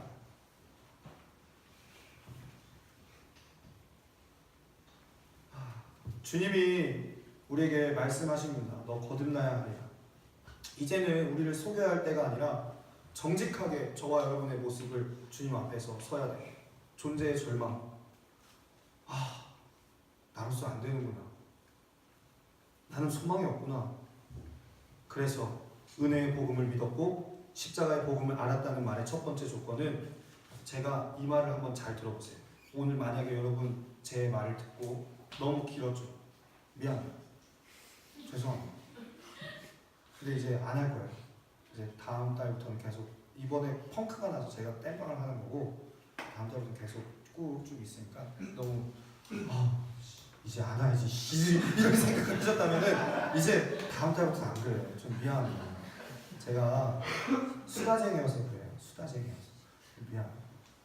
아무튼 오늘 제 이 얘기를 잘 들어주셨으면 좋겠어요. 은혜의 복음을 믿었고 십자가의 복음을 알았다는 말의 첫 번째 조건이 있어요. 여러분 존재 자체에 있어서 만약에 이 말을 듣고 어떤 조건이라도 나에게 달고 있다면 이거 아직 안 되는 거예요. 그러니까 이거 조금이라도 여지가 남아 있다면 그러니까 그래도 내가 누군데, 내가 지금까지 봉사 얼마나 헌신 이만큼, 조금이라도 그 마음에 조금이라도 오늘 만약에 주님 앞에 서서 나에게서의 어떠한 가능성이라도 찾으려는 여러분의 모습이 있다면 아직 멀었어요. 끝난 거예요. 아직도 안 돼요. 없어요. 안 됐어요. 아직. 나에게서 가능성을 다 지워버려야 돼요. 내 조건, 내 상황, 나의 열심, 내 어떤 환경, 직분, 신앙 연수, 다른 사람들과 비교했을 때 어떤 나름의 어떤 그 신앙 상태, 과거에 비교했을 때 지금의 신앙 상태, 조금이라도 어떤 거라도 가능성을 조금이라도 달고 있다, 여지가 조금이라도 남아있다면 여러분 아직도 멀었어요. 아직도 우리는 십자가를 아무리 그 사람 읊어대도 십자가하고 죄송하지만 아무런 상관이 없는 사람입니다. 그래서 믿음은 정신통일이나 자기 확신이 될 수 없어요. 관념이 아니기 때문에.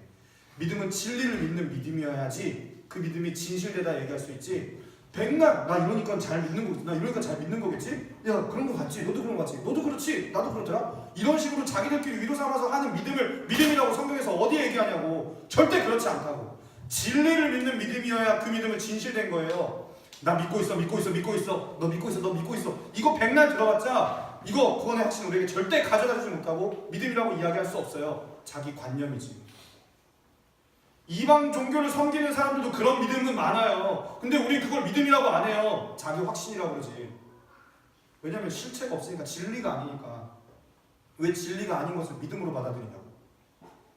모태신앙이 우리의 구원의 역할을 해주지 않는다고. 신앙 연수가 우리의 구원의 역할을 절대 해주지 않는다고.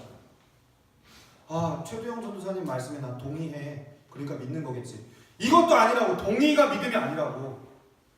왜냐면 믿음은 그의 삶을 반드시 움직이게 만들기 때문에. 내 말에 동의하냐 묻는 거 아니야 지금 여러분.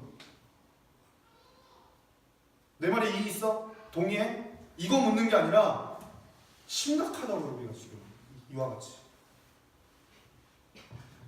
2000년 전 예수님이 객관적 역사적인 실제의 사건으로 십자가에 정말 몸을 찢어 죽은 것처럼 예수님이 내 이름표 달고 내가 죽은 그 십자가를 믿는다는 말은 로마서 6장 3절에서 4절에 무릇 그리스도와 합하여 세례를 받은 우리는 그의 죽으심과 합하여 세례를 받은 줄 알지 못하느냐. 그러므로 우리가 그의 죽으심과 합하여 세례를 받음으로 그와 함께 장사되었나니 이는 아버지의 영광으로 말미암아 그리스도를 죽은 자 가운데서 살리심과 같이 우리도 또한 새 생명 가운데서 행하게 하려 함이라. 아멘. 예수 생명 전부로 받아들여서 주님이 이뤄놓으신 복음의 사실이 성령 안에서 믿음으로 실제가 된 이것을 보고 그가 믿음으로 말미암아 거듭났구나라고 하는 것입니다.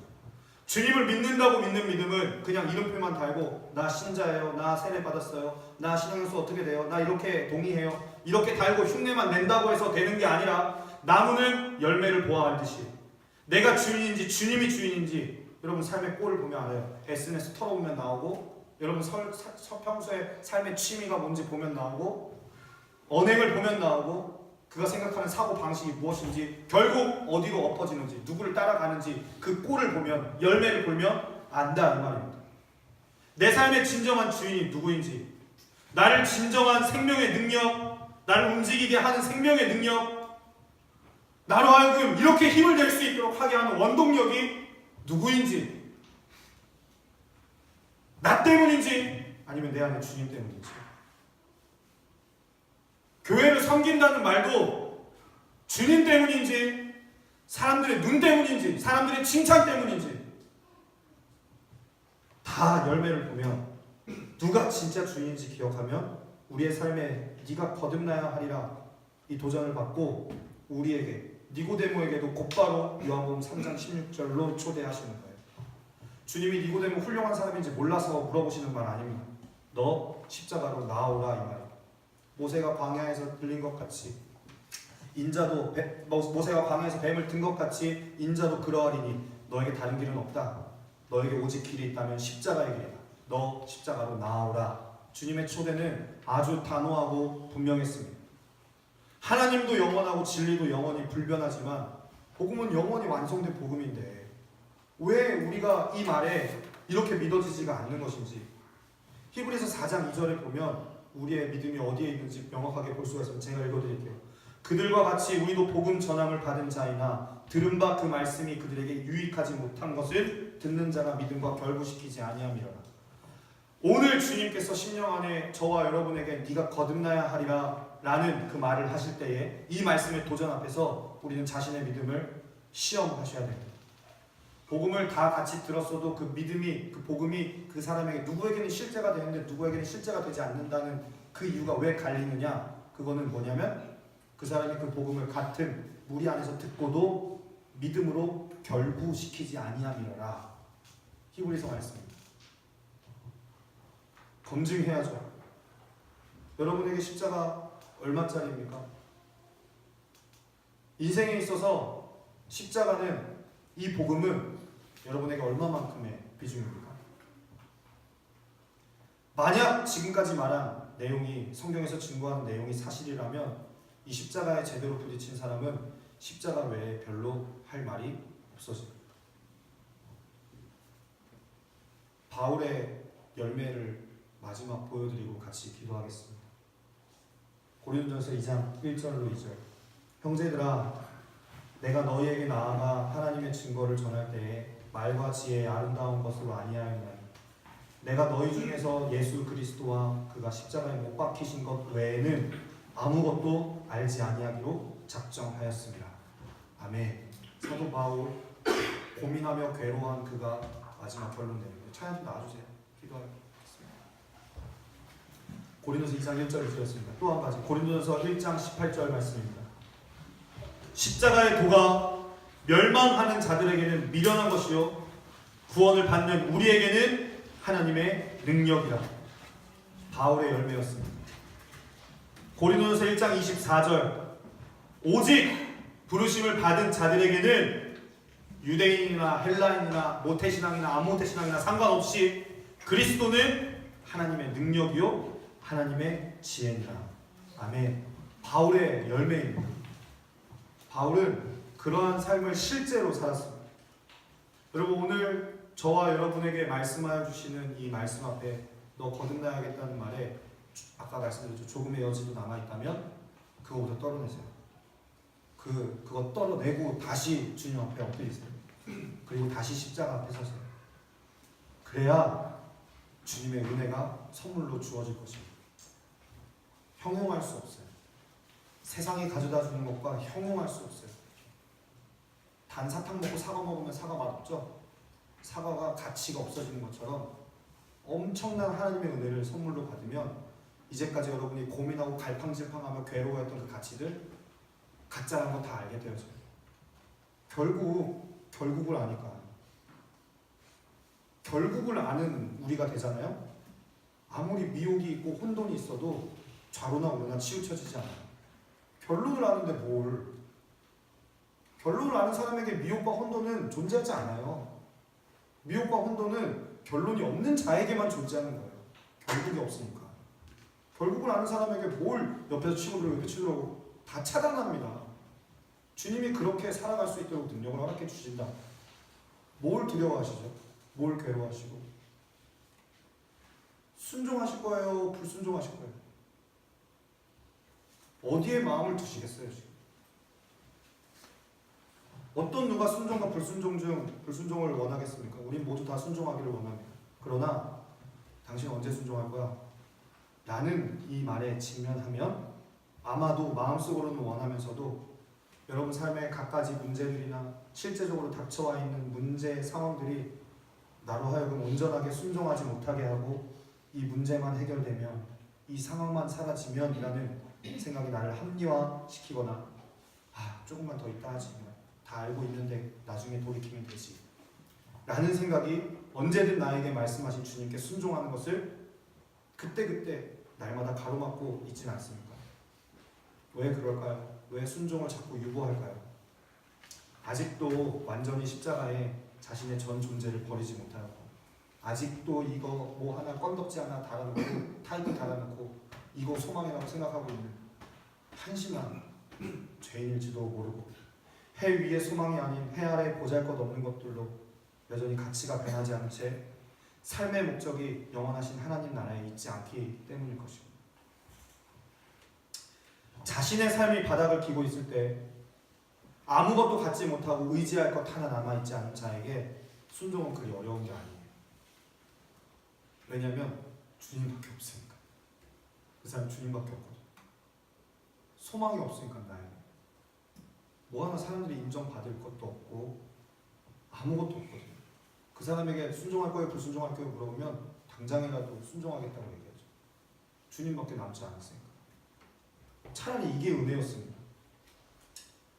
우리의 이런 문제와 상황들을 긍휼히 여겨주시고 고비를 넘게 해주시고 배부르고 등 따시게 해주면 우리가 어떠했을까요?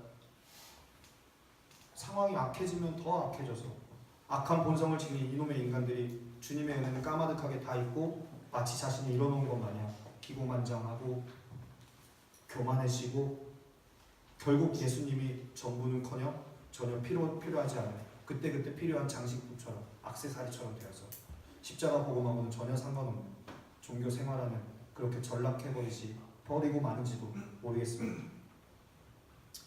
살만해진 지금 저와 여러분 어디 가서 밥 굶어서 죽을 위치에 있지는 않지 않습니까? 만약에 밥 못 먹어서 죽을 위치에 있었다면 모르겠어요. 하나님의 은혜가 정말로 귀하게 여겨질지 거듭나야 되는 것이 정말 필요한 것인지 만약에 깨닫지도 못하고 있다면 제가 오늘 그런 마음을 갖고 있는데 왜 거듭나야 되지 굳이? 이런 생각을 갖고 있는 분들이 있다면 제가 그분들에게 축복해드릴게요. 완전히 망해서 거듭나야 한 존재이구나 하는 것이 깊이 깨달아지도록 모든 상황과 조건을 주님 주관하시도록 그게 차라리 은혜죠. 살만해진 저와 여러분 그저 종교 행위를 하고 있는 그리스도인들이 순종하는 척 믿고 있는 척 순종하는 척 이렇게 하고 있는 것을 봅니다. 그러한 사람들에게 계시록 2장에서는 에베소 교회를 향하여 너 처음 사랑을 잃어버렸다. 잊어버렸고 잃어버렸다. 회개하여 처음 행위를 가지라. 그렇지 않으면 촛대를 너에게서 옮기겠다. 라고 경고하시는 것을 우리가 볼 수 있습니다. 부자 청년에게 주님은 너가 그토록 아끼고 최고라 생각하는 그 재산 그거 다 포기하고 당신을 따를 것을 당당하게 요구하시고 말씀하셨습니다.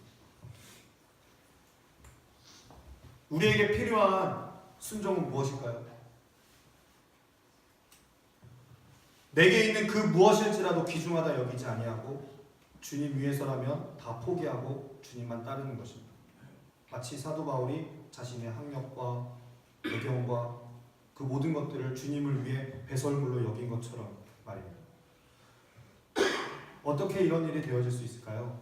어떻게 이런 일이 초자연적인 일이 가능할 수 있을까요? 그 비밀은 단 하나에 있습니다. 우리가 앞서 얘기한 것처럼 주님이 니고데모에게 하신 그 말씀. 집중하세요. 제가 중요한 얘기하는 거예요 지금. 그냥 땅콩 까먹듯이 농담 까먹을 얘기 여러분들에게 좋은 교훈하는 게 아니고 정말 중요한 얘기하는 거예요. 신앙의 핵심이에요. 지금 무슨 다른 생각을 하세요 여러분? 정신 차리셔야죠. 이거 말고 더 중요한 얘기 없잖아요 여러분. 그렇죠. 영원하지 않은 것을 위해서 영원한 것을 버리실 거예요? 그거 바보잖아요. 여러분 다 동의하시잖아요. 근데 왜 영원한 것에 대한 이야기가 해결되어지지 않았는데 영원하지 않은 것들로 가득 채워놓고서는 자꾸 다른 데 눈을 돌리세요. 제가 정말 오늘 그리스도의 마음으로 여러분에게 권면하는 것은 여러분 거듭나셨어요? 저와 여러분이 거듭나야 될 위치에 있다는 것 한 번도 생각 안 해보셨죠? 그건 초신자들에게 해당하는 얘기지. 세례문답식 할 때 그때 그것도 하는 거 아니야. 제가 다시 한번 여쭤보겠습니다. 정말 거듭나셨어요?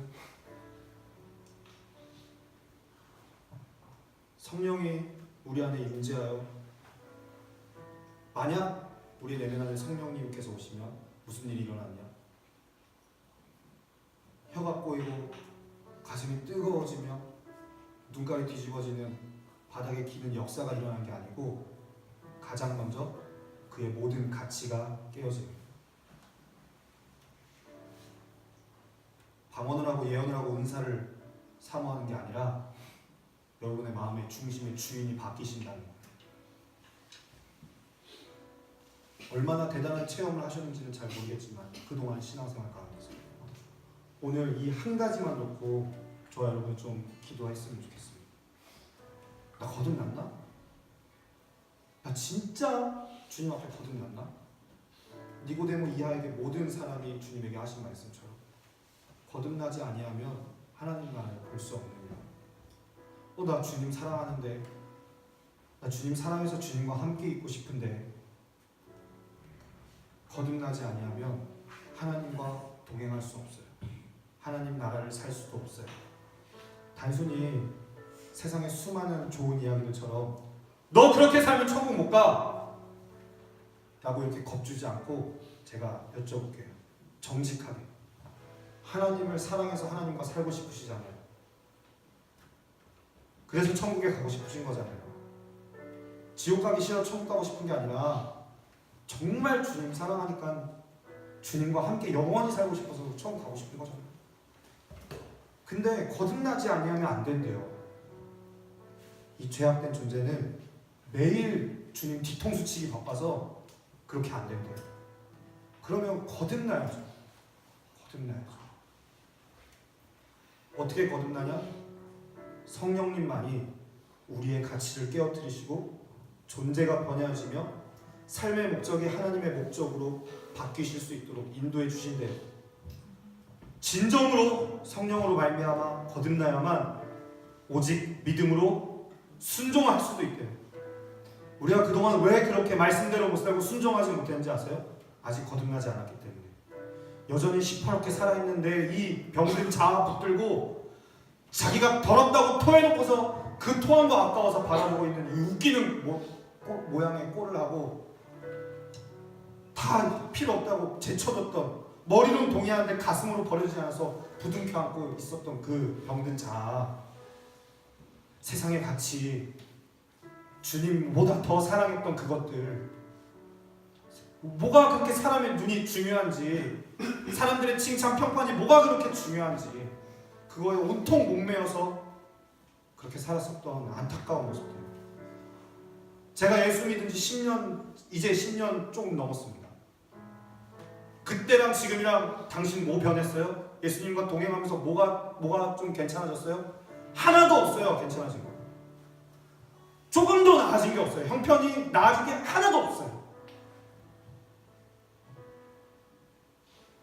하나도 하나도 없어요. 바뀐 거 주님 바꿔주신 거 하나도 없어요. 다 그때부터 딱 하나만 바꿔주신 거예요. 제 마음. 주님보다 더 귀중하게 생각했던 가치들 버리게 해주신 그 마음 하나 주신 거예요. 상황이 100개 바뀌어도 마음이 변하지 않으면 주님 앞에 아무 소용 없더라고요.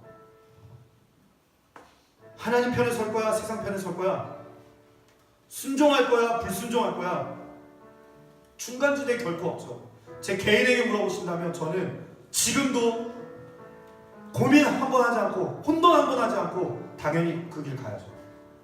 난 주님밖에 없어요. 진짜 이거밖에 없어요. 나 이거 아니면 진짜 죽어요. 저는. 왜냐면 내가 너무 연약해서 다른 거 더하여 주시면 내가 눈 돌릴 거 주님 뻔히 아시거든요. 그러니까 정말 이렇게만 살게 하시는 거예요. 제가 제 스스로도 알아요. 여기서 더하시면 얼마나 교만해지고 얼마나 기고만장해지고 이런 썩을 놈이란 거 아니까. 옛 자아 부둥켜 안고 거기서 주님 이용해 먹을 놈인 거 아니까. 같이 기도했으면 좋겠습니다. 같이 기도합시다. 순종 못하는 여러분 탓 안 해요. 그리고 주님 따라가야지 왜 못 따라가? 야, 너 그렇게 살면 안 되니 왜 그렇게 살아? 라고 여러분 탓하고 싶지 않아요. 왜냐하면 그거는 2000년 전 이미 죽은 여러분의 모습이니까. 문제는 우리가 이것으로부터 믿음 없어서 거듭나지 못했다는 현실이에요. 이것에서 우리가 좀 더 깊이 나아요.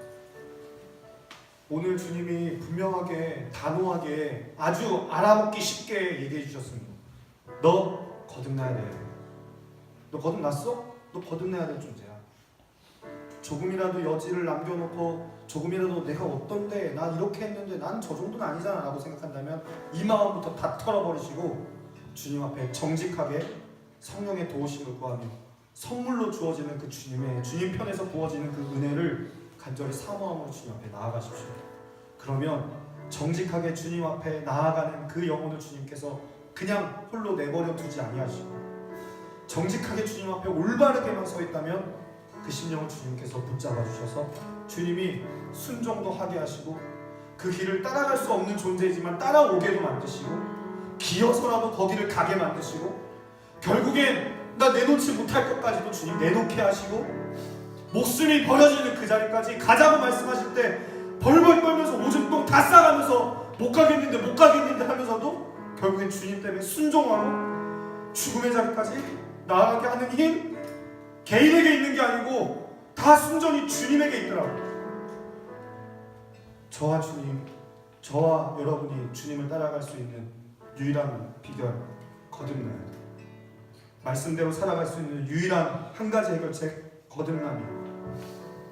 성령의 충만함을 입어서 주님의 능력으로 살아갈 수 있는 새 힘, 비결은 딱 하나, 거듭남이에요. 이거에 다 들어있어요. 십자가 복음에 다 들어있어요. 이 사실을 온전히 깨닫고 여러분 주님 앞에 매달리셨으면 좋겠습니다. 우리 같이 한 번만 기도하고 마치겠습니다. 시간 너무 좋았습니다. 한 번만 같이 진실되게 짧지만 주님 앞에 정직하게 진실되게 기도하셨으면 좋겠습니다.